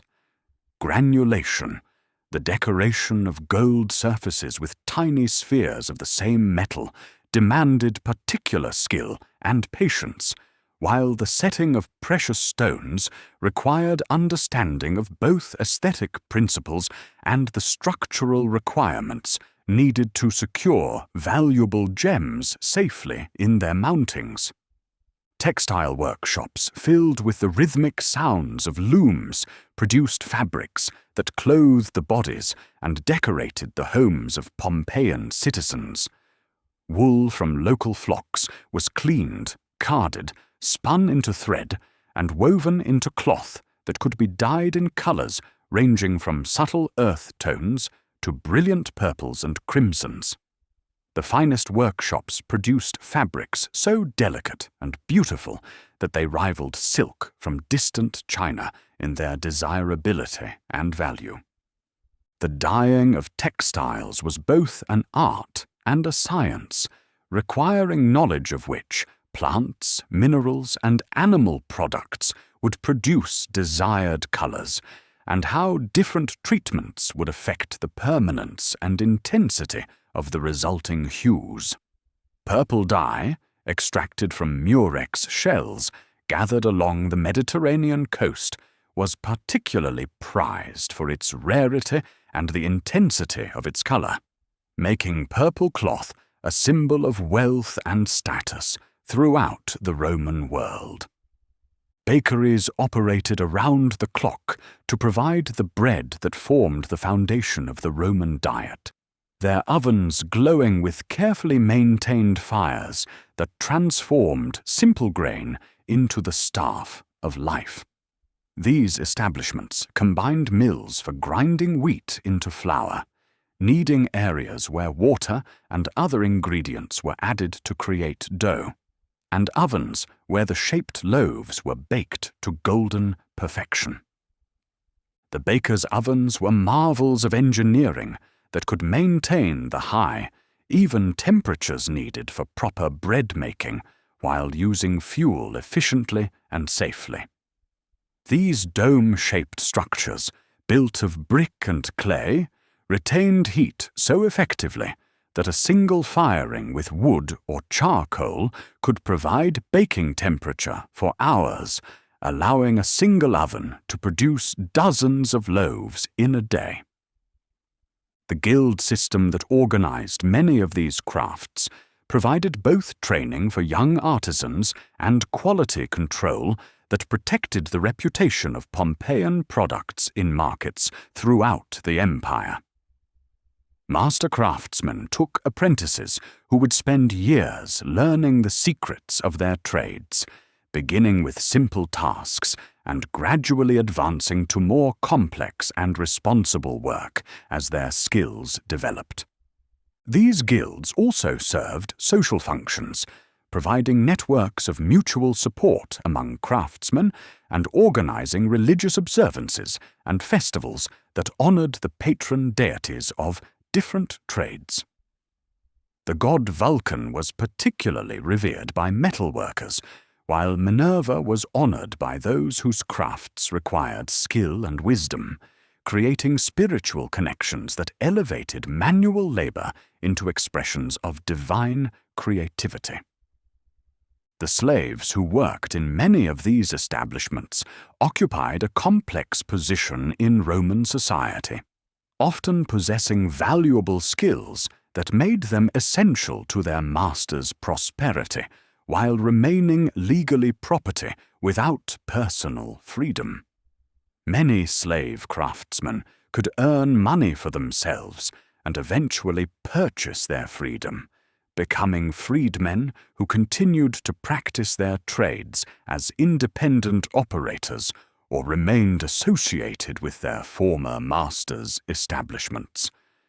The workshops themselves were designed to maximize both efficiency and comfort, with large openings that could be thrown wide during business hours to display goods and attract customers while providing adequate light and ventilation for the work being performed inside.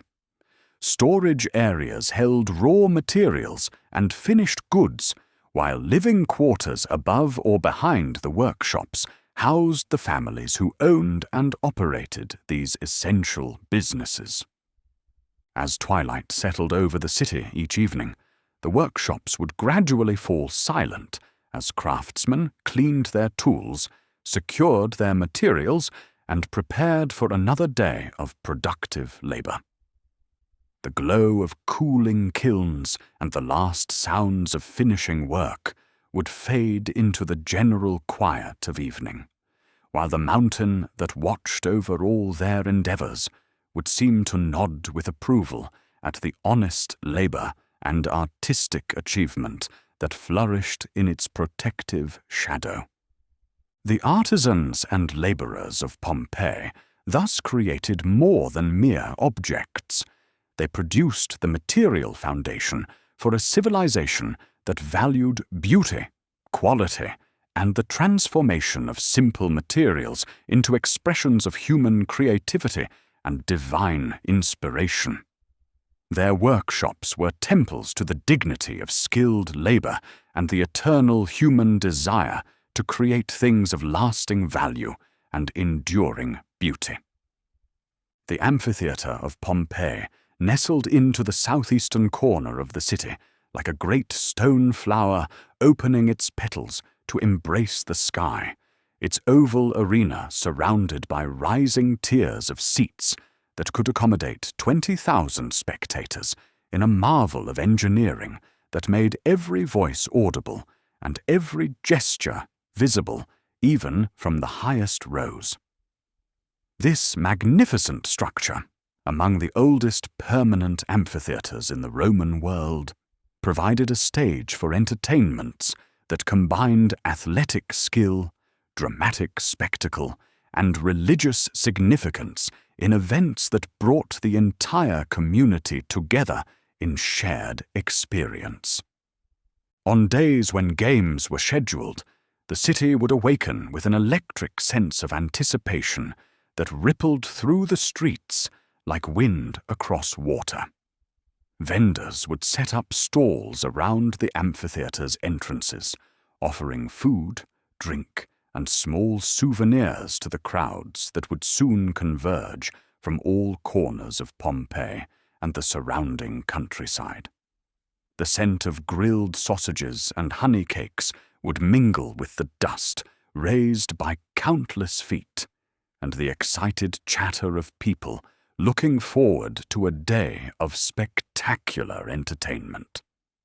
The gladiators themselves, housed in a training school adjacent to the amphitheater, would spend the morning hours in quiet preparation for the afternoon's events. These men, some volunteers seeking fame and fortune, others slaves or prisoners condemned to fight for their lives, understood the ritualized nature of their combat and the precise choreography that would transform potentially lethal encounters into displays of skill and courage that honored the gods and thrilled the audience. Their training had been rigorous and comprehensive, covering not only the techniques of combat with various weapons, but also the theatrical elements that made gladiatorial contests more than mere fights. Each type of gladiator had his own distinctive armor, weapons, and fighting style, creating matchups that offered variety and suspense, while ensuring that contests would be decided by skill and courage rather than mere chance or unfair advantage. The murmillo, heavily armed with sword and shield, moved with the deliberate power of a seasoned warrior, while the nimble retiarius relied on speed and cunning, wielding his net and trident with the fluid grace of a fisherman casting for the day's catch. The secutor, designed specifically to fight the netman, balanced protection with mobility in equipment that reflected the careful thought Romans brought to every aspect of their entertainments. As the sun reached its zenith and the heat of the day began to build, spectators would start making their way toward the amphitheater, their movements creating streams of humanity that flowed through the streets of Pompeii like tributaries feeding a great river. Families would arrive together, carrying cushions to soften the stone seats and parasols to provide shade during the long afternoon ahead. The seating arrangement reflected the social hierarchies that structured Roman life, with the best seats closest to the arena reserved for magistrates, priests, and the wealthiest citizens, while ordinary people filled the higher tiers that still provided excellent views of the action below.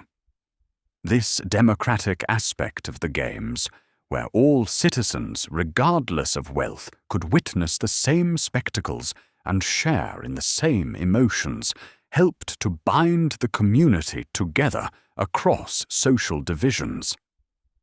Music played an essential role in creating the atmosphere that transformed the amphitheater from an empty stone bowl into a sacred space where human courage and divine will intersected in dramatic fashion.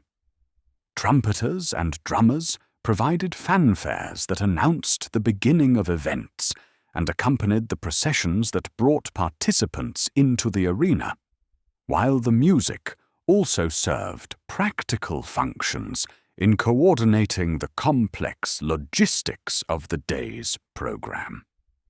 The games typically began with elaborate processions that introduced the day's participants to the audience while creating a sense of ceremony and religious significance.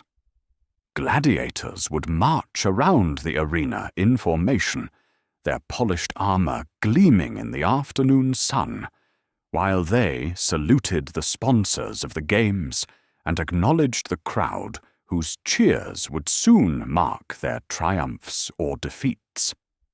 Animal hunts, called venationes, often preceded the gladiatorial contests, featuring exotic beasts from the far corners of the empire, facing skilled hunters in carefully orchestrated encounters that demonstrated both the reach of Roman power and the courage of men willing to face dangerous predators with relatively simple weapons.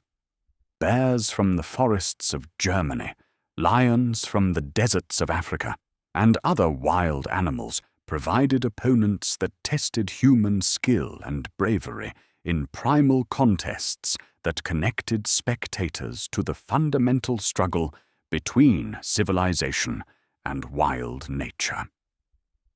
These animal contests were not mindless slaughter, but carefully planned demonstrations of human superiority over the natural world, with skilled venatores using knowledge, training, and courage to overcome opponents that possessed superior strength and natural weapons.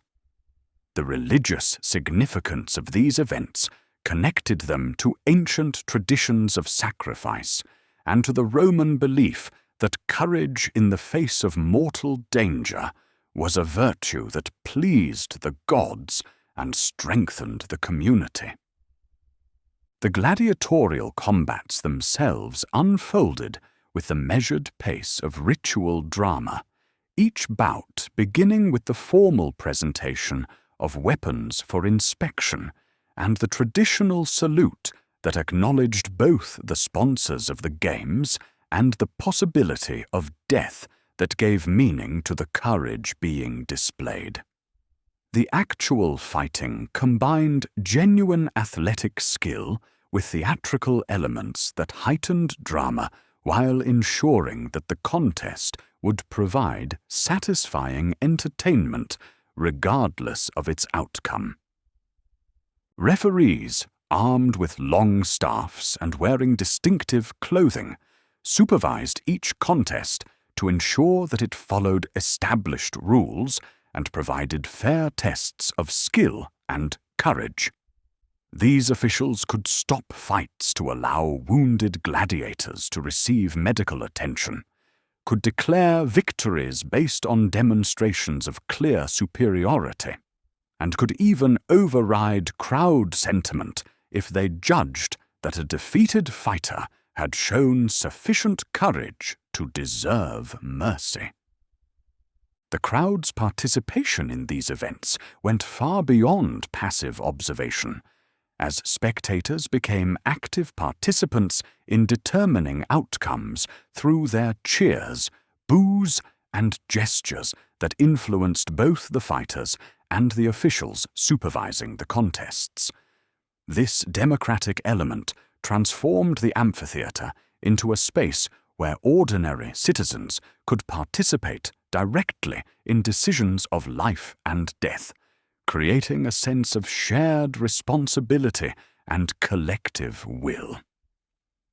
Between the major events, entertainers of various kinds would perform in the arena, including acrobats, musicians, and comedic performers who provided relief from the tension of the gladiatorial combats while maintaining the festive atmosphere that made the games celebrations rather than merely violent spectacles. These interludes allowed spectators to relax, share food and conversation, and enjoy the social aspects of the gathering. The late afternoon brought the most prestigious contests, featuring the most skilled gladiators in matchups that had been planned and promoted for weeks in advance. These climactic events drew the largest crowds and generated the most intense excitement, as the combination of superior skill, higher stakes, and the dramatic lighting of the declining sun created spectacles that would be discussed and remembered for months afterward. As evening approached and the games drew to a close, the amphitheater would gradually empty, with satisfied spectators making their way home through streets that echoed with excited conversation about the day's events. Families would walk together in the cooling air, children reenacting their favorite moments, while adults discussed the finer points of technique and courage they had witnessed.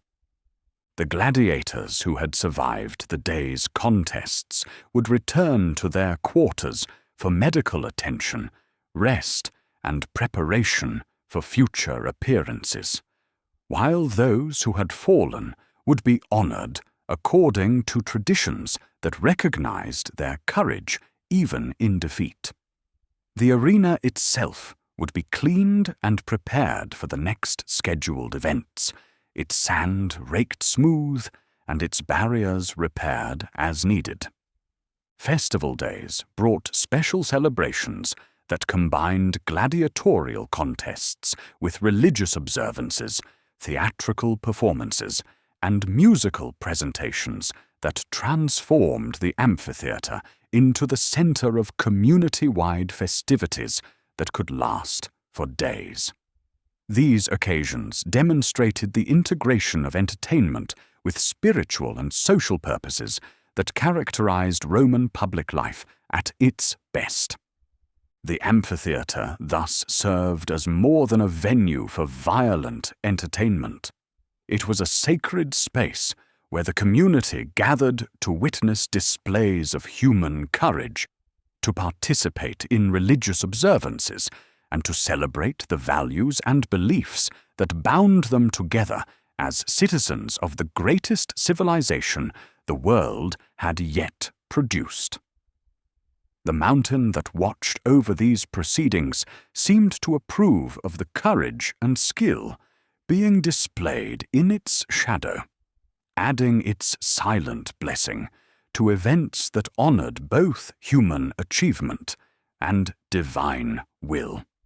In the gentle twilight that followed each day of games, as the last spectators made their way home and the amphitheater settled into temporary quiet, the echoes of cheers and the memory of courage would linger in the cooling air, adding another layer to the rich tapestry of experiences that made life in Pompeii a continuous celebration of human potential and divine blessing. The final decades before the Great Silence fell upon Pompeii unfolded with the serene rhythm of a civilization that had achieved perfect harmony between human ambition and natural abundance, where each day brought fresh confirmation that this corner of the empire had been especially blessed by the gods and favored by fortune. The city had grown into its ideal form, neither too large to lose its intimate character, nor too small to offer the full range of amenities that marked truly civilized living. The streets, paved with their precisely fitted stones, carried the footsteps of some 20,000 souls who had found in this place everything they could desire from life. Merchants prospered as trade routes brought exotic goods from the furthest corners of the known world, while local artisans found ready markets for their skills both within the city and throughout the wider region. The fertile slopes of Vesuvius continued to yield harvests that seemed almost miraculous in their abundance, as if the mountain itself were a benevolent provider, ensuring that its people would never know want. Children born in these prosperous years would grow up believing that abundance and beauty were the natural state of the world, that painted walls and flowering gardens, fresh bread and clean water, safety and comfort were simply the way things had always been and always would be. They played in courtyards where fountains sparkled in dappled sunlight, learned their letters in schools where education was valued as the key to advancement, and absorbed through daily experience the assumption that tomorrow would always bring new opportunities for happiness and achievement. The older generation, those who remembered the earthquakes of 17 years earlier, when buildings had shaken and some had fallen, had long since dismissed those disturbances as temporary aberrations rather than warnings of anything more serious to come. The damaged structures had been rebuilt with even greater beauty than before, incorporating the latest architectural innovations and decorative techniques that made the city more lovely than it had ever been. The earthquake damage had provided opportunities for renewal and improvement that many citizens had welcomed as blessings in disguise. Houses had been enlarged and beautified, public buildings had been enhanced with new decorations, and the overall effect had been to make Pompeii an even more desirable place to live. The tremors had stopped, the buildings stood firm, and life had resumed its pleasant patterns with renewed appreciation for the stability and beauty that surrounded them. Mount Vesuvius presided over this contentment with what seemed like paternal benevolence, its slopes green with vineyards and olive groves that produced some of the finest agricultural products in the empire. The mountain had become such a familiar and reassuring presence that people rarely gave it conscious thought, any more than they consciously noticed the air they breathed or the ground beneath their feet. It was simply there, eternal and unchanging, a backdrop to daily life that provided both practical benefits and aesthetic pleasure. The villas that dotted the mountain's lower slopes had become popular retreats for wealthy Romans from the capital and other cities, who came to enjoy the cooler air, the spectacular views of the bay, and the renowned hospitality of Campanian society. These seasonal residents brought additional wealth and sophistication to the region while confirming its reputation as one of the most desirable locations in the entire Mediterranean world. Daily life in these final years followed rhythms that had been refined over generations into patterns of almost musical perfection. The morning hours brought the gentle awakening of the city as shops opened. Fountains began their daily song, and the first customers appeared in the markets to select the finest goods for their households. The quality of life had reached such heights that even ordinary citizens could afford luxuries that would have amazed their ancestors. The afternoon rest periods had evolved into art forms in themselves, with families retreating to their garden courtyards to escape the heat while enjoying the beauty of their private spaces. These hours of quiet contemplation, when the loudest sounds were the splash of water features and the rustle of leaves in gentle breezes, provided opportunities for reflection and appreciation that enriched the inner lives of the city's inhabitants. Evening entertainments had become increasingly sophisticated as the city's wealth and leisure time had grown. Private dinner parties featured elaborate menus that showcased both local specialties and exotic imports, while public festivals and theatrical performances provided cultural enrichment that rivaled anything available in Rome itself. The amphitheatre continued to host spectacular games that drew visitors from throughout the region, adding to Pompeii's reputation as a centre of civilized pleasure.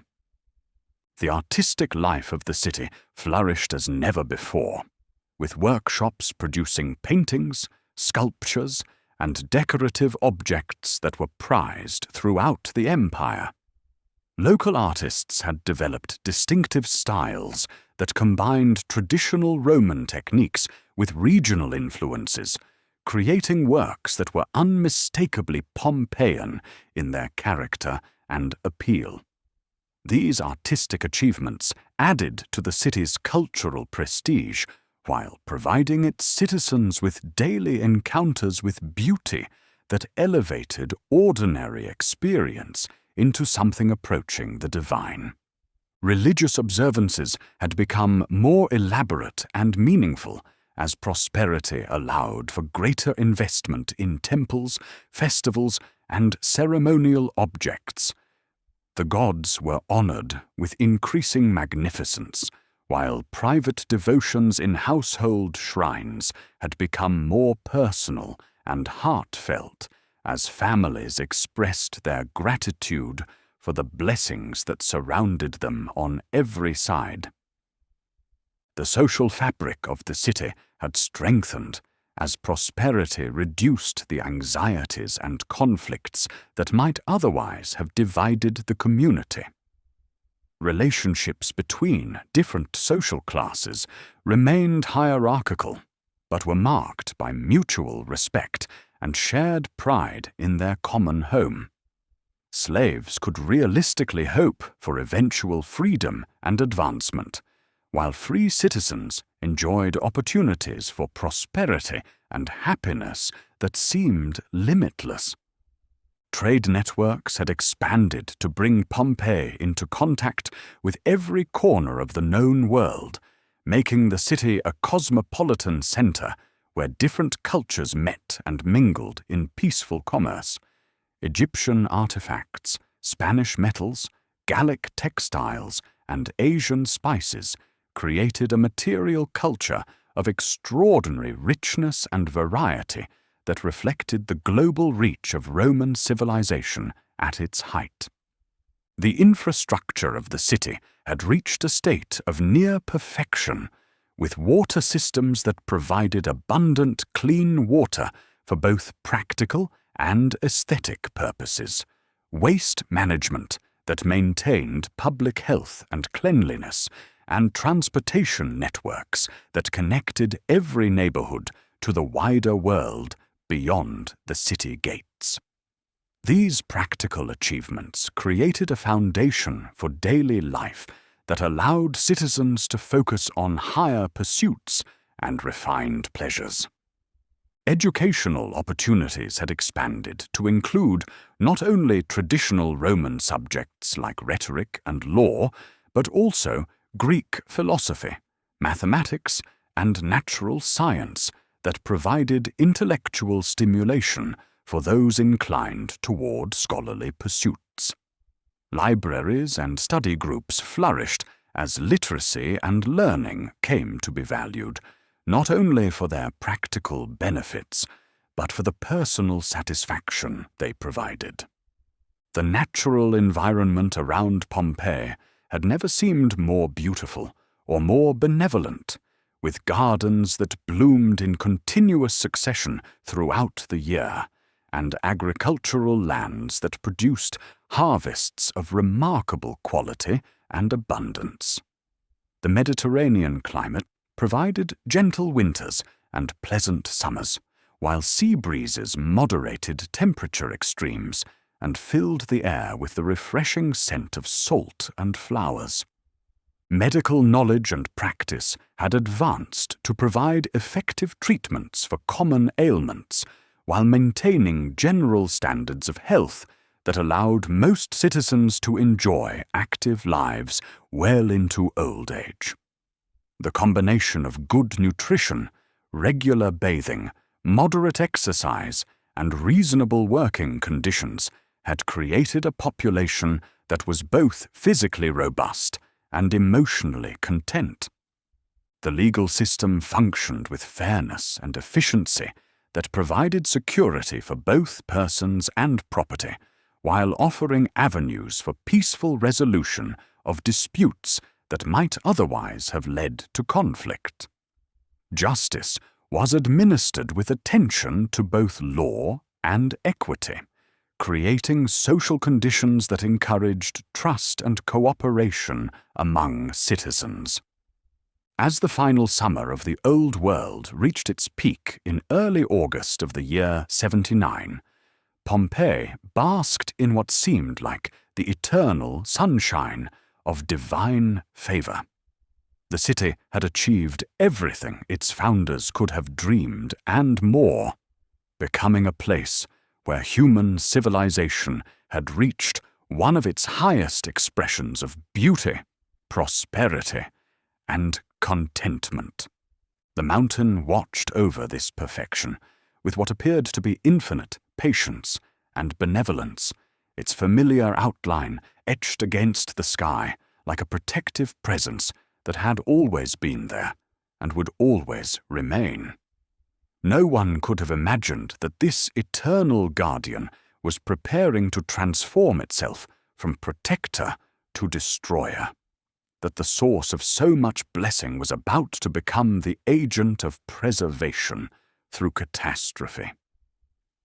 The people of Pompeii went about their daily lives with the confidence of those who believed their happiness was permanent and their future was secure. They planned for tomorrow and next year and the generation to come, with the certainty that their children and grandchildren would inherit an even more beautiful and prosperous world than they themselves had known. In the markets, merchants arranged their goods with the care of those who expected customers to return tomorrow and the day after. In the workshops, artisans labored over projects they assumed would grace homes and public spaces for centuries to come. In the gardens, families planted trees and flowering shrubs they believed their descendants would enjoy in years too distant to count. The final evening of normal life in Pompeii settled over the city like a gentle blessing, with families gathering in their courtyards to share meals and conversation, while the last light of sunset painted the familiar walls in shades of gold and rose.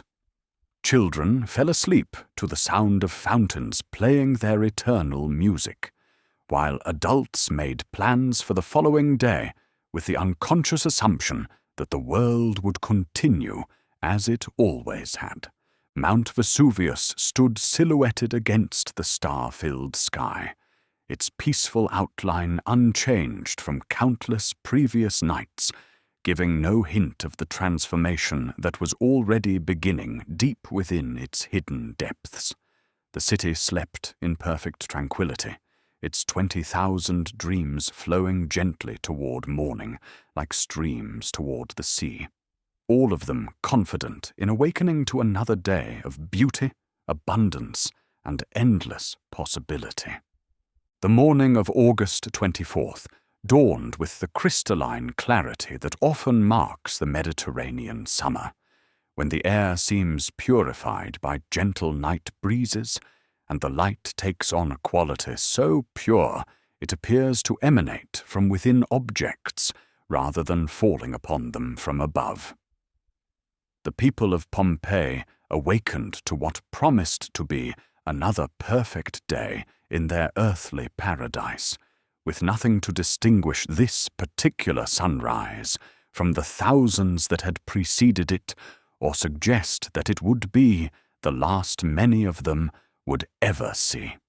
The usual morning rituals began, as they always had, with slaves kindling fires in kitchens throughout the city, while the first vendors made their way toward the forum with fresh bread, milk, and the early fruits that would grace the tables of families, beginning another day of ordinary contentment.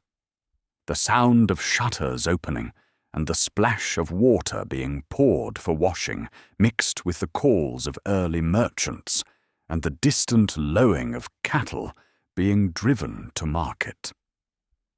In the house of the Faun, servants moved quietly through the painted corridors to light the day's first lamps and prepare the morning meal, while the household gods in their shrine seemed to smile with the same benevolent expression they had worn for generations.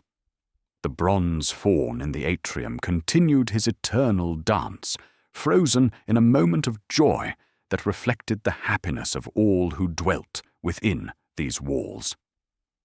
Throughout the city, bakers were already at work in their ovens, the familiar scent of bread beginning to drift through the morning air to mix with the salt breeze from the bay, and the sweet fragrance of gardens being watered in the cool hours before the heat of the day would make such tasks uncomfortable.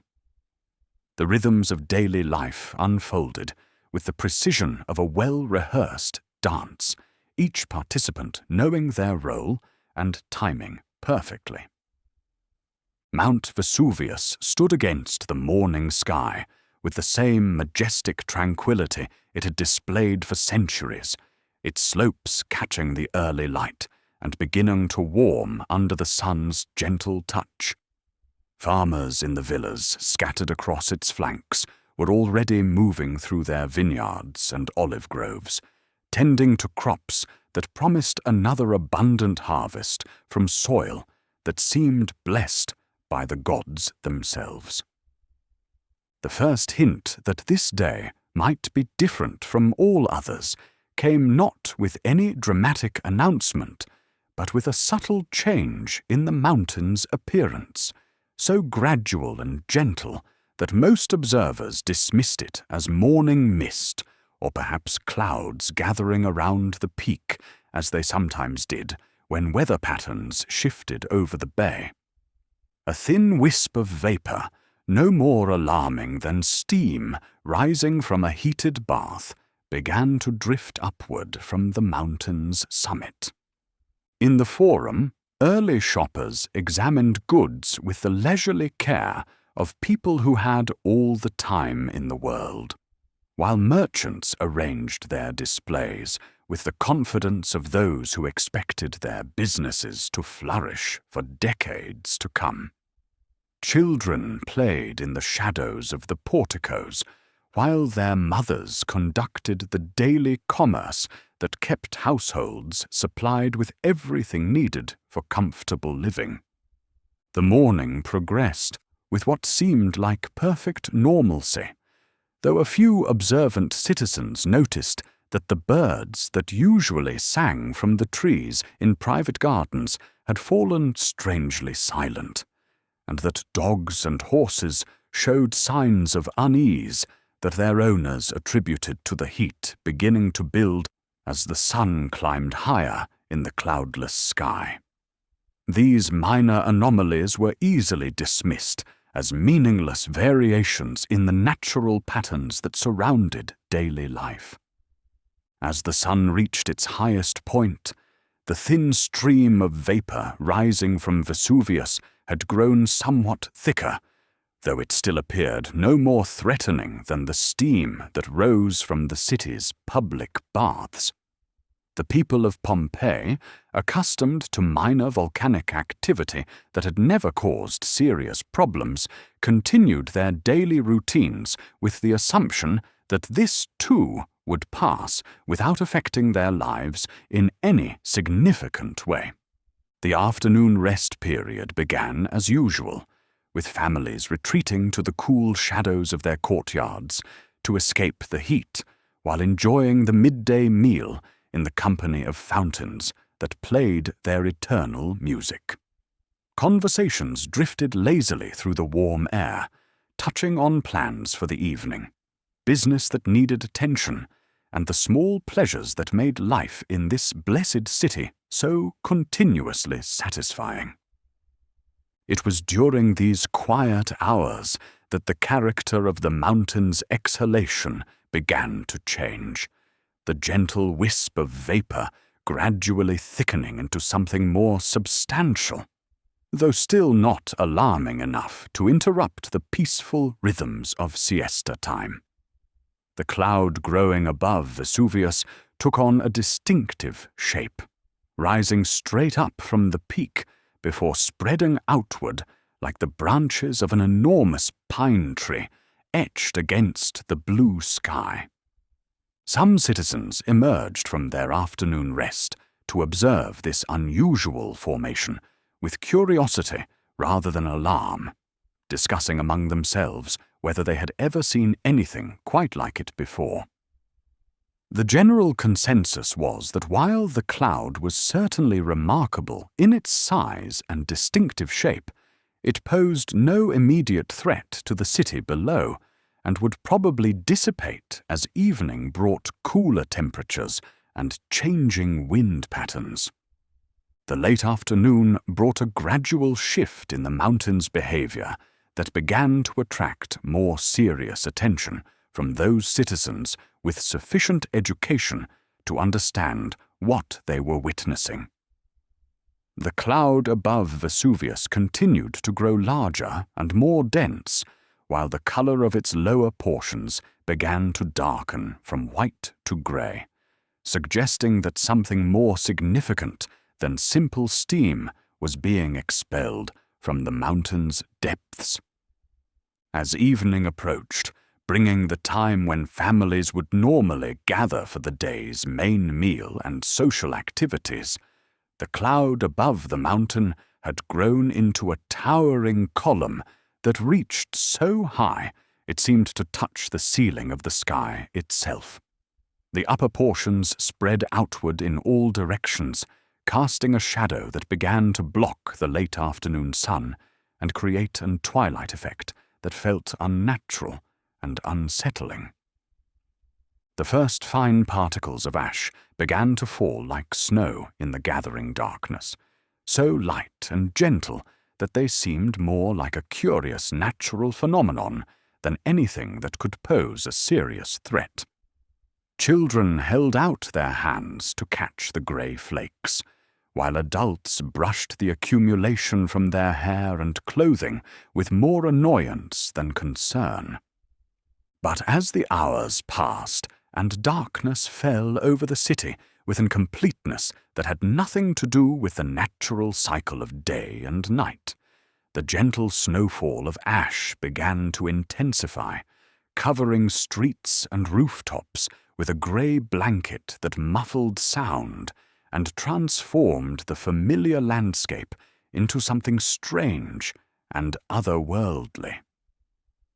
The people of Pompeii faced this unprecedented situation with the courage and practical wisdom that had served them well throughout their history, some choosing to remain in their homes, where thick walls and solid roofs provided protection from the continuing ashfall, while others decided to attempt escape to safer locations beyond the reach of the mountain's influence.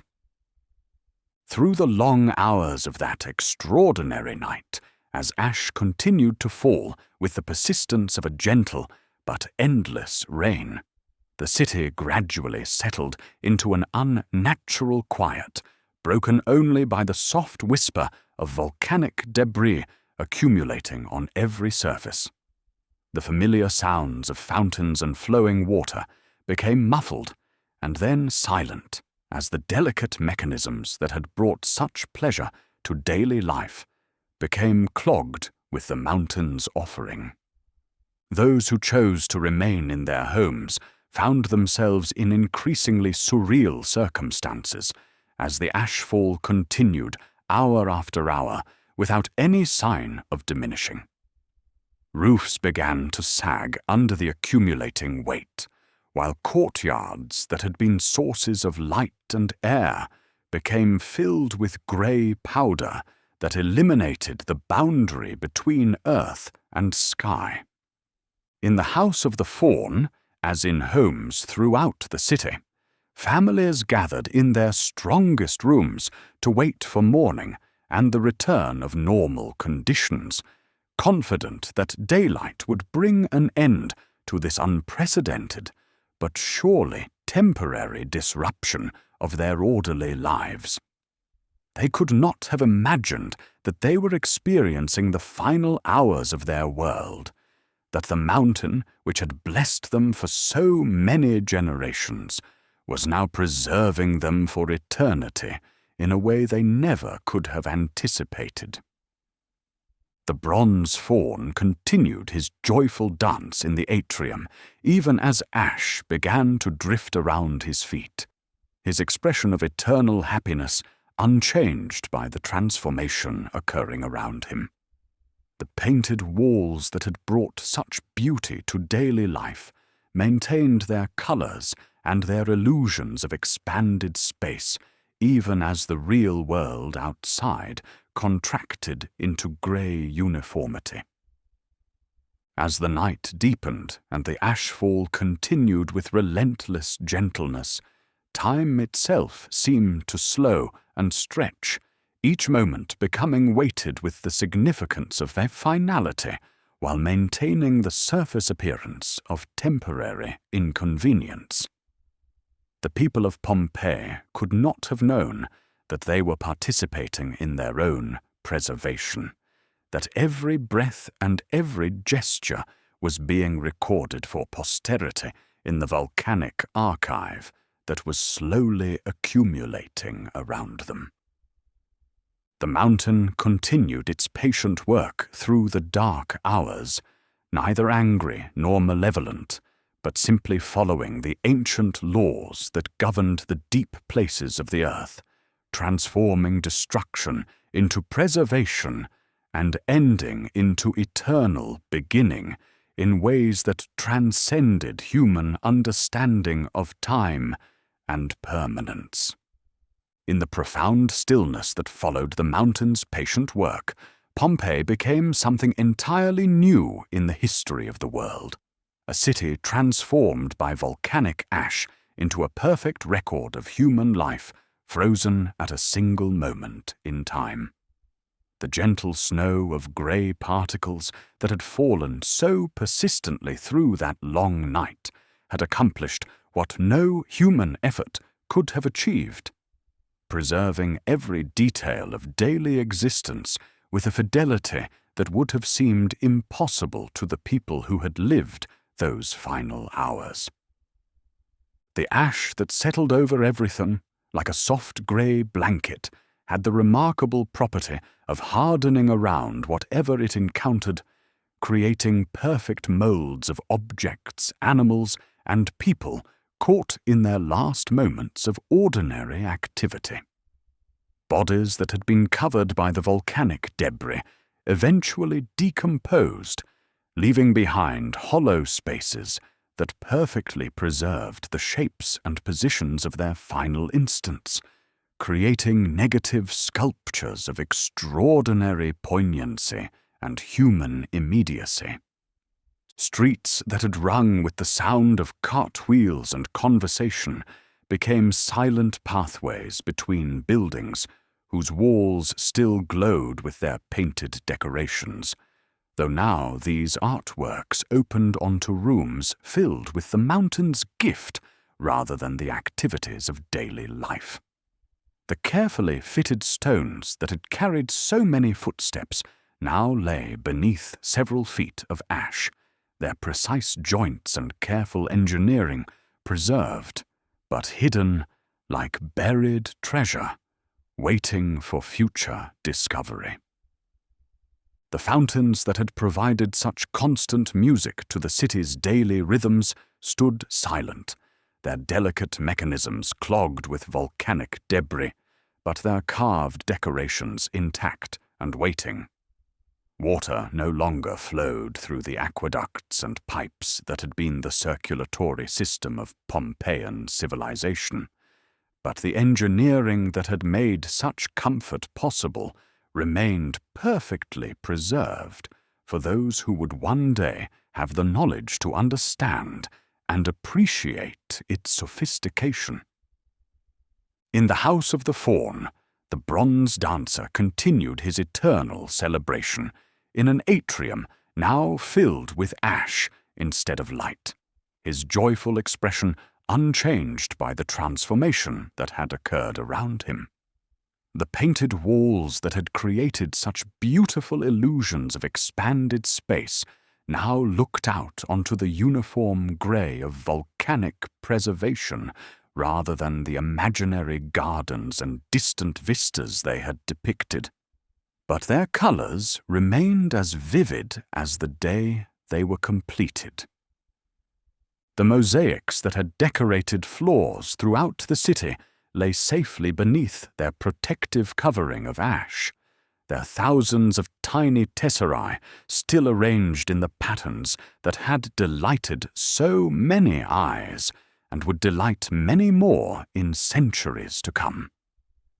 The Alexander mosaic, with its dramatic depiction of ancient warfare, rested in perfect preservation, waiting for the day when it would once again amaze viewers with its photographic precision and artistic mastery.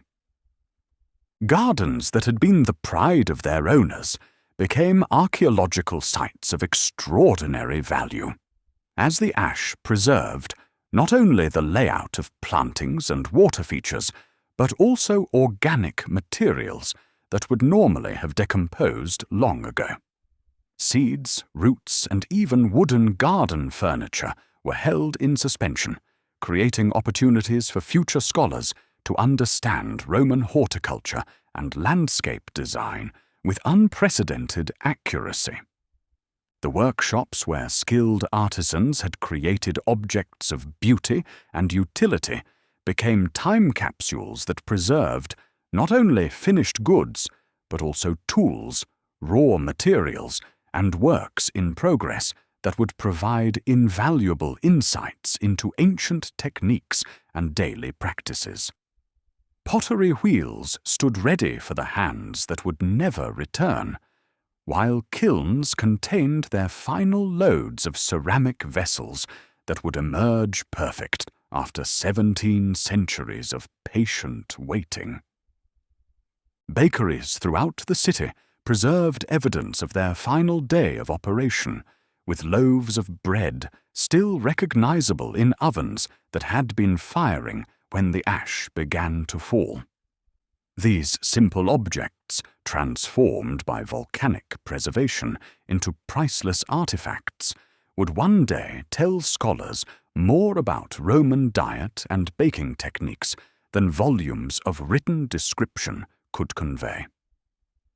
The amphitheatre, that great stone flower that had provided so much entertainment and social cohesion, stood empty but intact, its tiers of seats waiting for crowds that would never come, its arena prepared for contests that would never be fought. The building itself became a monument to the Roman genius for engineering and their understanding of how architecture could shape social experience and community identity. Temples throughout the city maintained their dignity and sacred character, even in abandonment, their marble columns and painted walls bearing witness to the depth of religious feeling that had animated Pompeian spiritual life. The household shrines in private homes, with their painted figures of protective deities, seemed to continue their eternal vigil over families that had passed beyond the need for earthly protection. The preserved city became a library written in stone, paint, and ash, containing more information about daily life in the ancient world than any collection of manuscripts could provide. Every room told stories about the people who had inhabited it, while every street revealed patterns of movement and commerce that had shaped the urban experience 2,000 years ago. Objects of daily use, from simple cooking pots to elaborate jewelry, remained exactly where they had been placed during those final hours, creating museum displays of extraordinary authenticity and emotional power. These artifacts, preserved by chance and volcanic action, would provide connections between past and future that no deliberate attempt at preservation could have achieved. The volcanic ash that had ended one story simultaneously began another, transforming Pompeii from a living city into an eternal teacher that would instruct countless future generations about the achievements and aspirations of Roman civilization. The mountain's gift, terrible in its immediate effects, proved to be a blessing of incalculable value to all who would come after. In the silence that followed the great preservation, Mount Vesuvius resumed its patient watch over the transformed landscape, its slopes gradually recovering their green covering as vegetations returned and new generations of farmers discovered the continuing fertility of its volcanic soil. The mountain that had given so much life to the region and then ended it so abruptly settled back into the rhythms of geological time, its secrets safely buried beneath tons of protective ash. Years passed into decades, and decades into centuries, while the buried city waited in perfect preservation for the day when human curiosity and technological capability would combine to bring its stories back to light. The mountain continued its eternal presence, sometimes active and sometimes quiet, but always watched by those who lived in its shadow with a mixture of respect, gratitude, and careful attention to its moods. The people who settled in the region during the long centuries of Pompeii's burial never forgot that something important lay beneath their feet, though the exact nature and extent of the buried city remained matters of legend and speculation rather than definite knowledge. Occasional discoveries of artifacts or architectural fragments hinted at the treasures that lay waiting, but the full scope of what had been preserved remained hidden. Agriculture flourished on the volcanic slopes as it always had, each generation of farmers benefiting from soil enriched by the same forces that had created the great preservation. Vineyards and olive groves grew in abundance above the buried streets and houses, their roots sometimes reaching down to touch the rooftops of buildings that had once been the pride of Roman architects and their wealthy patrons. The Bay of Naples continued to sparkle under Mediterranean sunlight, its waters reflecting the sky and clouds with the same beauty that had inspired the people of ancient Pompeii to build their paradise in this favored location. Ships continued to cross its waters, carrying goods and passengers, though none of them knew they were sailing past one of the most perfectly preserved cities in human history. In the profound quiet of its burial, Pompeii became more than it had ever been in life, transformed from a prosperous provincial city into a universal symbol of the fragility and persistence of human achievement. The ash that had ended its story as a living community had simultaneously begun its new existence as a messenger to future ages, carrying across the centuries a communication more vivid and immediate than any deliberate historical record could provide. The mountain watched over this transformation with the patience that only geological time can teach, understanding that what seemed like ending was actually a form of eternal beginning, that preservation could be more powerful than destruction, and that silence could speak more eloquently than the loudest human voice. In the gentle slope of its familiar outline against the sky, Vesuvius held the secret of Pompeii, safe through the long centuries of waiting, like a guardian keeping watch over sleeping treasure.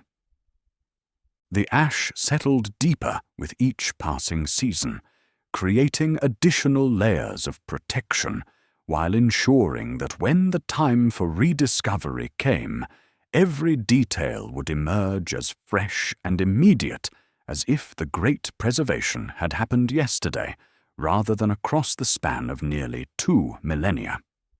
The city slept, and in sleeping prepared to teach lessons about human life that no living city could ever provide. The rediscovery of Pompeii began not with grand archaeological expeditions, but with the simple actions of farmers and well-diggers who, in their daily work beneath the slopes of Vesuvius, occasionally brought to light fragments of marble, pieces of painted plaster, or coins that hinted at treasures buried far beneath their feet. These chance discoveries, scattered across the countryside during the 16th and 17th centuries, created a growing awareness that something significant lay hidden in the volcanic soil. The first systematic efforts to explore these underground mysteries began in 1748, when Spanish engineer Roch Joaquin de Alcubierre received permission from King Charles III of Naples to investigate the site that local people had begun calling Civita, not yet knowing that they were standing above one of the most perfectly preserved cities in human history. These early excavations proceeded with the methods of treasure hunting rather than scientific archaeology, focused on recovering beautiful objects for royal collections rather than understanding the broader context of what lay buried. Working by candlelight through tunnels dug into the hardened ash, these pioneer excavators gradually uncovered rooms filled with frescoes of breathtaking beauty, mosaics of extraordinary complexity, and household objects that seemed to have been abandoned only yesterday. Each new discovery brought fresh amazement as the diggers realized they were not simply finding ancient ruins, but exploring a complete city that had been preserved in remarkable detail. The Villa of the Papyri, discovered during these early explorations, yielded a library of scrolls that had been carbonized by volcanic heat, but remained readable through careful handling. These precious documents, containing works of Greek and Roman literature that had been lost for centuries, provided the first indication that Pompeii might offer scholarly treasures as valuable as its artistic ones, opening windows not only into ancient daily life, but into the intellectual achievements of classical civilization. As word of these discoveries spread throughout Europe, Pompeii began to attract visitors from across the continent who came to see for themselves the marvels that were emerging from the earth. Writers, artists, scholars, and simply curious travelers made the journey to Naples to walk through streets that had been buried for 17 centuries, experiencing the strange sensation of stepping directly into the ancient world without the mediation of books or reconstructed monuments. The emotional impact of these early visits was profound and lasting, as visitors found themselves confronted with evidence of human life so immediate and personal that it seemed to collapse the distance between past and present. Here were homes where families had lived and loved, workshops where craftsmen had practiced their trades, and public spaces where citizens had gathered for business and pleasure, all preserved with a fidelity that made ancient Romans seem like neighbors rather than distant historical figures.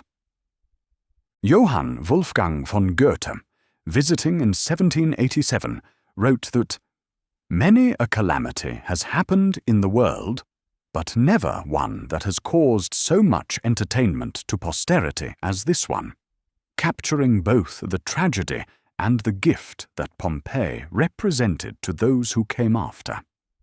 The city had become a teacher unlike any other, offering lessons about human life that were both specific to ancient Rome and universal in their application to the human condition. The development of more scientific archaeological methods during the 19th century, particularly under the direction of Giuseppe Fiorelli, transformed Pompeii from a source of beautiful objects into a comprehensive laboratory for understanding ancient life. Fiorelli's innovations, including the technique of making plaster casts of the hollow spaces left by decomposed bodies, brought the human dimension of the tragedy into sharp focus while providing unprecedented insights into the final moments of the city's inhabitants. These plaster casts, showing people caught in their last moments of life, created some of the most moving and immediate connections between past and present that archaeology had ever achieved. Here were individuals whose expressions and postures told stories of a courage, despair, resignation, and hope that needed no translation or interpretation, speaking directly to modern visitors about the universal experiences of human mortality and the unpredictability of fate. The systematic excavation of complete neighborhoods, rather than just individual buildings, revealed the complex social and economic structures that had shaped daily life in ancient Pompeii. Streets emerged that showed patterns of traffic and commerce, while the relationship between public and private spaces became clear in ways that transformed understanding of urban planning and community organization in the Roman world. The preservation of organic materials, made possible by the unique conditions created by volcanic ash, provided archaeologists with evidence about ancient diet, agriculture, medicine, and technology that was rarely available at other sites. Seeds, fruits, nuts, and even loaves of bread offered direct connections to the tables and kitchens of ancient families, while wooden furniture and tools provided insights into craftsmanship and daily routines. The discovery of graffiti on walls throughout the city opened yet another window into ancient life, revealing the thoughts, humor, complaints, and declarations of love that ordinary citizens had scratched or painted on public and private surfaces. These informal messages, preserved exactly as they were written, provided unfiltered access to ancient voices and concerns that formal literature rarely captured. As excavation techniques continued to improve throughout the 20th century, Pompeii became a training ground for archaeologists from around the world who came to learn methods that could be applied to sites everywhere.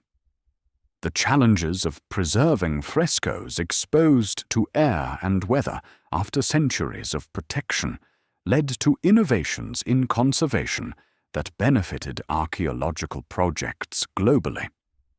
The development of new technologies, from ground-penetrating radar to digital reconstruction, has continued to reveal new aspects of Pompeian life while making the ancient city accessible to visitors who cannot travel to Italy. Virtual reality experiences and detailed online databases have made it possible for people anywhere in the world to walk through ancient streets and explore houses that were buried 2,000 years ago. Modern research has expanded beyond the traditional focus on wealthy homes and public buildings to include investigation of working-class neighborhoods, commercial districts, and industrial areas that provide more complete pictures of ancient urban life. These studies have revealed the diversity and complexity of Pompeian society, while demonstrating that the preservation extended far beyond the famous landmarks to include every aspect of city life. The ongoing work at Pompeii has become a model for how archaeological sites can serve both scholarly research and public education, balancing the needs of scientific investigation with the desire to share discoveries with visitors from around the world. The city has become a laboratory where new questions about ancient life continue to be asked and answered through careful investigation of material evidence. Conservation efforts now focus not only on preserving what has already been uncovered, but also on protecting the large portions of the city that remain buried, ensuring that future generations of archaeologists will have opportunities to make new discoveries using techniques not yet invented. This approach recognizes that Pompeii is not just a museum, but a continuing source of knowledge about human civilization. The tourist experience at modern Pompeii has been carefully designed to balance access with preservation, allowing millions of visitors each year to walk through ancient streets while protecting fragile structures and decorations from the wear that heavy foot traffic might cause. Audio guides and educational programs help visitors understand what they are seeing, while encouraging them to consider the broader lessons that Pompeii offers about human achievement and vulnerability. Educational programs bring school children from around the world to experience Pompeii firsthand, using the preserved city as a classroom where ancient history becomes immediate and personal. These young visitors often leave with deeper understanding of classical civilization and stronger connections to the human beings who created it than any textbook could provide. Research institutions associated with Pompeii continue to publish new discoveries and interpretations that refine and expand understanding of ancient Roman life, while international collaborations bring scholars from many countries together to work on projects that benefit from diverse perspectives and expertise. The city has become a truly global heritage site that belongs to all humanity rather than any single nation or culture. Mount Vesuvius continues its patient watch over the excavated city, its familiar outline serving as a constant reminder of the forces that created this unique preservation while threatening to repeat their work if given the opportunity. Modern monitoring systems keep careful track of volcanic activity, ensuring that any signs of renewed danger will be detected early enough to protect both the archaeological site and the millions of people who now live in the region. The relationship between the mountain and the city it destroyed and preserved has become one of the most complex and fascinating aspects of the Pompeii story, demonstrating how natural forces that seem purely destructive can create opportunities for understanding and education that last for millennia. The volcano that ended ancient Pompeii gave birth to modern archaeology's greatest classroom, ensuring that the voices of the past would continue to speak to present and future generations with clarity and immediacy that no other ancient site can match. In the gentle twilight that settles over the excavated city each evening, when the last tourists have departed and the ancient streets lie quiet under the familiar shadow of Vesuvius, Pompeii continues its eternal role as messenger between past and future, carrying across the centuries the story of human life in all its complexity, beauty, and fragility. The mountain watches over this continuing conversation between ancient and modern worlds, guardian still of the city it destroyed, in order to preserve, ensuring that the lessons learned in ash and silence will continue to teach and inspire for as long as human curiosity seeks to understand the mystery of our shared humanity. The bronze faun dances still in his atrium, his expression of joy unmarked by the passage of 2 millennia, while painted walls continue to offer their illusions of expanded space and imaginary gardens to visitors who come seeking connection with lives lived long ago but preserved in eternal immediacy. The city sleeps no longer, but speaks with voices that grow clearer rather than fainter with each passing year, its stones and painted plaster bearing witness to the truth that human achievement, properly preserved, can overcome even the greatest catastrophes to achieve a form of immortality that no living city could ever claim. And so the story of Pompeii continues, neither ending nor beginning, but flowing onward like the gentle streams that once watered its gardens, carrying the accumulated wisdom of ancient lives toward futures not yet imagined, forever teaching the lesson that beauty and meaning can emerge from the most unexpected places, and that sometimes the greatest gifts come wrapped in the strangest packages that fate and time can devise. As we draw to the close of our journey through this city frozen in time, let us rest for a moment in the quietude of understanding that Pompeii offers to all who seek to comprehend the mystery of human existence. Here, in this place, where time stopped and then began again in a different form, we find both the fragility and the permanence of all that we hold dear, the reminder that life is precious precisely because it is temporary, and that love, beauty, and achievement can transcend even the greatest catastrophes when they are preserved in the amber of memory and meaning.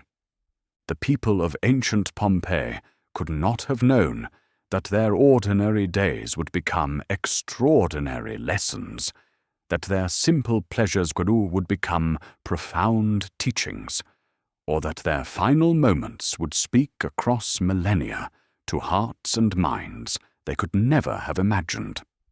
They lived as we all live, focused on the immediate concerns and joys of daily existence, planning for futures they believed were certain, loving their families and friends, working at their trades, and finding satisfaction in the small beauties that surrounded them. Yet in their very ordinariness lies their extraordinary gift to us, for they demonstrate that every life contains elements worthy of preservation and memory, that every day holds moments of significance that deserve to be honored, and that the simplest human activities, viewed from sufficient distance, reveal themselves to be expressions of courage, creativity, and hope that can inspire across any span of time. The painted walls that still glow with their ancient colors remind us that the desire to surround ourselves with beauty is one of the most fundamental and enduring of human impulses, as relevant today as it was 2,000 years ago. The careful engineering of their water systems speaks to the eternal human quest to improve the conditions of daily life through knowledge and ingenuity, while their temples and household shrines bear witness to the persistent human need to connect with forces greater than ourselves. In the House of the Faun, the bronze dancer continues his celebration of joy, his eternal movement reminding us that happiness, once achieved, can echo through time in ways that sadness cannot. The Alexander mosaic, with its millions of perfectly placed stones, demonstrates that human patience and skill can create beauty that outlasts empires, while the simple graffiti scratched on walls throughout the city proves that the impulse to communicate, to leave some mark of our passage, transcends all boundaries of time and place. The gardens that once bloomed in Pompeian courtyards, now known to us only through their carefully preserved root systems and the spaces they left behind, remind us that the human need to cultivate beauty and bring nature into harmony with domestic life is as old as civilization itself. These outdoor rooms, where families gathered to share meals and conversation under the open sky, speak to our enduring understanding that the best of human life happens in the intersection between natural beauty and social connection.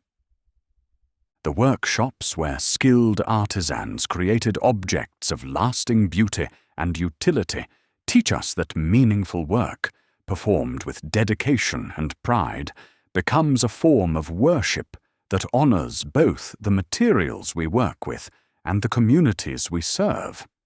The bread that still sits in ancient ovens, carbonized but recognizable after nearly 2 millennia, reminds us that the simple act of feeding others is one of the most fundamental expressions of love and care that humans can offer.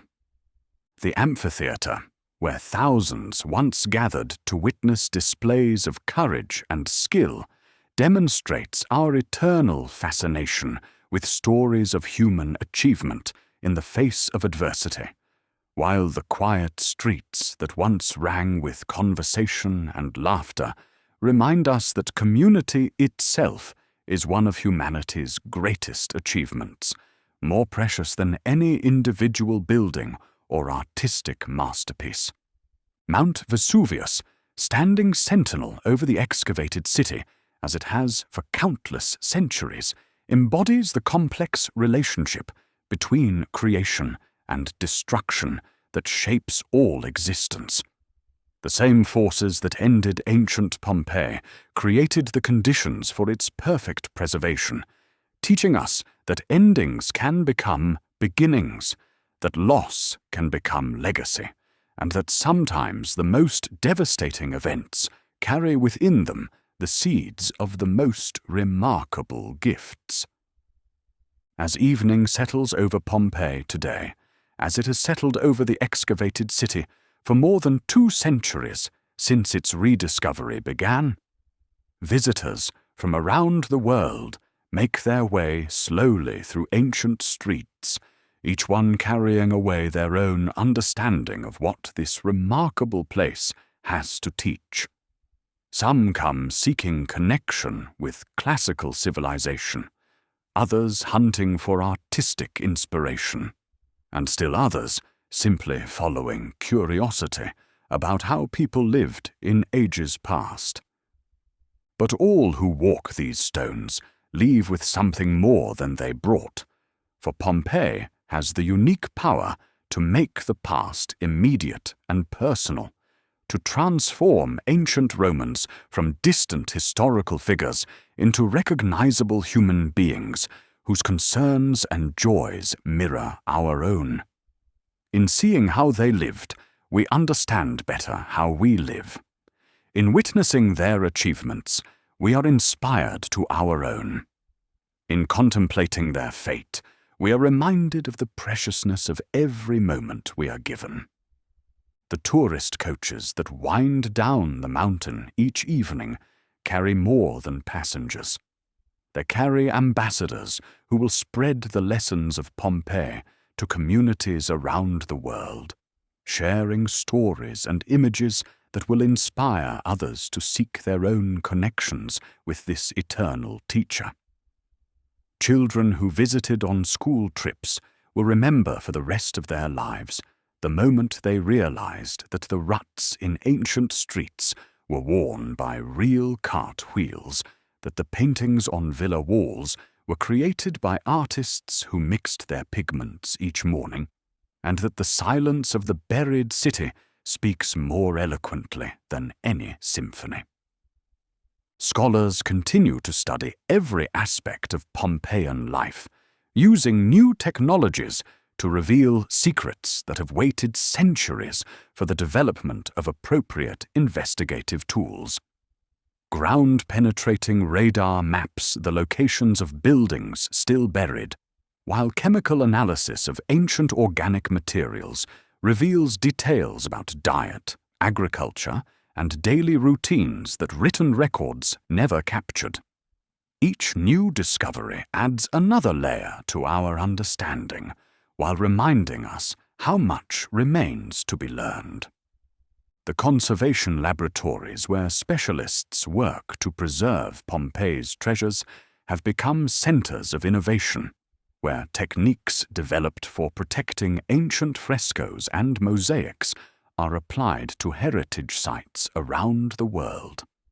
The challenges of preserving materials that survived perfectly for centuries under volcanic ash but begin to deteriorate rapidly when exposed to air and weather have pushed conservation science to develop new methods and materials that benefit archaeological sites everywhere.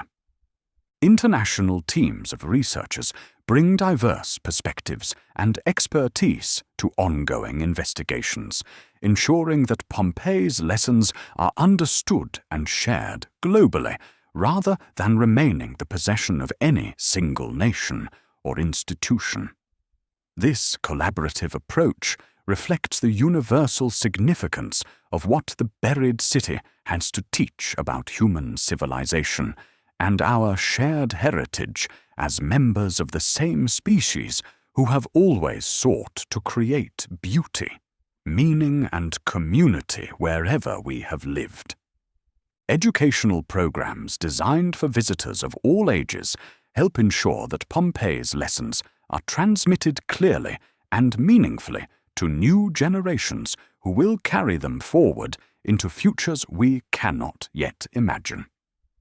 School children who might find ancient history abstract and remote discover in Pompeii's streets and houses that the past is neither distant nor irrelevant, but intimately connected to their own lives and experiences.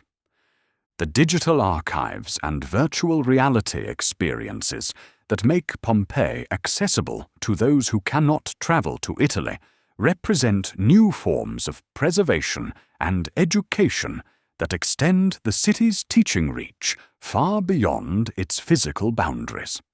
Students in classrooms around the world can walk through ancient houses, examine frescoes in detail, and experience the layout of Roman urban planning in ways that make ancient civilization immediate and comprehensible. As night falls over the excavated city, security guards begin their quiet rounds through streets that have known human footsteps for more than 2.5 millennia. Their presence ensures that Pompeii will remain safe for future visitors, while allowing the ancient stones to rest in the darkness that has become their natural state. The city that once never slept now requires the silence of night to prepare for each new day of teaching and revelation. The stars that appear above Pompeii each clear evening are the same constellations that the ancient Romans knew and navigated by, creating a connection between past and present that transcends the boundaries of time and mortality. Under this eternal canopy, the preserved city continues its patient work of instruction, its stones and paintings and buried treasures holding their secrets, ready for those who come seeking wisdom about the human condition. In the profound quiet of these night hours, when the voices of modern visitors have faded and the ancient city rests in solitude, Pompeii becomes most fully itself. A meditation on time and memory, a testament to the persistence of human achievement, and a reminder that love, beauty, and meaning can survive even the greatest catastrophes to teach and inspire across any span of years. The bronze faun dances on in his eternal joy, the painted walls continue their patient vigil, and the mountain keeps its ancient watch, all of them participating in the ongoing conversation between past and future that makes Pompeii one of humanity's most precious and enduring gifts to itself. In their silence they speak, in their stillness they move, in their preservation they continue to live, offering to all who seek their wisdom the profound truth that some stories, properly told and faithfully preserved, can indeed last forever. And so we leave them as we found them, neither ancient nor modern, but eternal, neither sleeping nor waking, but simply being in that space beyond time, where the greatest human achievements wait patiently to share their secrets with all who have eyes to see and hearts to understand the miracle of Pompeii, the city frozen in time that teaches us that time itself is perhaps the greatest gift we can receive, and the most important lesson we can learn is how to use it wisely while we have it. Sleep well, dear listener, and dream of painted walls and dancing fauns, of fountains playing their eternal music and gardens blooming in courtyards where love once dwelt. Dream of a city where beauty was not a luxury but a necessity, where community was not a convenience but a sacred trust, and where ordinary people lived extraordinary lives under the patient gaze of a mountain that gave them everything they needed, and then gave them immortality as well. The story of Pompeii is complete, but it is also eternal, continuing to unfold with each new visitor, each new discovery, and each new understanding of what it means to be human in a world where time changes everything except the deepest truths about love, beauty, meaning, and the endless human capacity to create something lasting from the most fragile materials of daily life. Rest now in the peace that Pompeii offers to all who seek it, the peace of understanding that we are part of a story much larger than ourselves, connected across time to all who have sought to build something beautiful in the world, and heir to wisdom that transcends any single moment or place to speak directly to the eternal human heart that beats within us all, neither too large to lose its intimate character, nor too small to offer the full range of amenities that marked truly civilized living. The streets, paved with their precisely fitted stones, carried the footsteps of some 20,000 souls who had found in this place everything they could desire from life. Merchants' prose.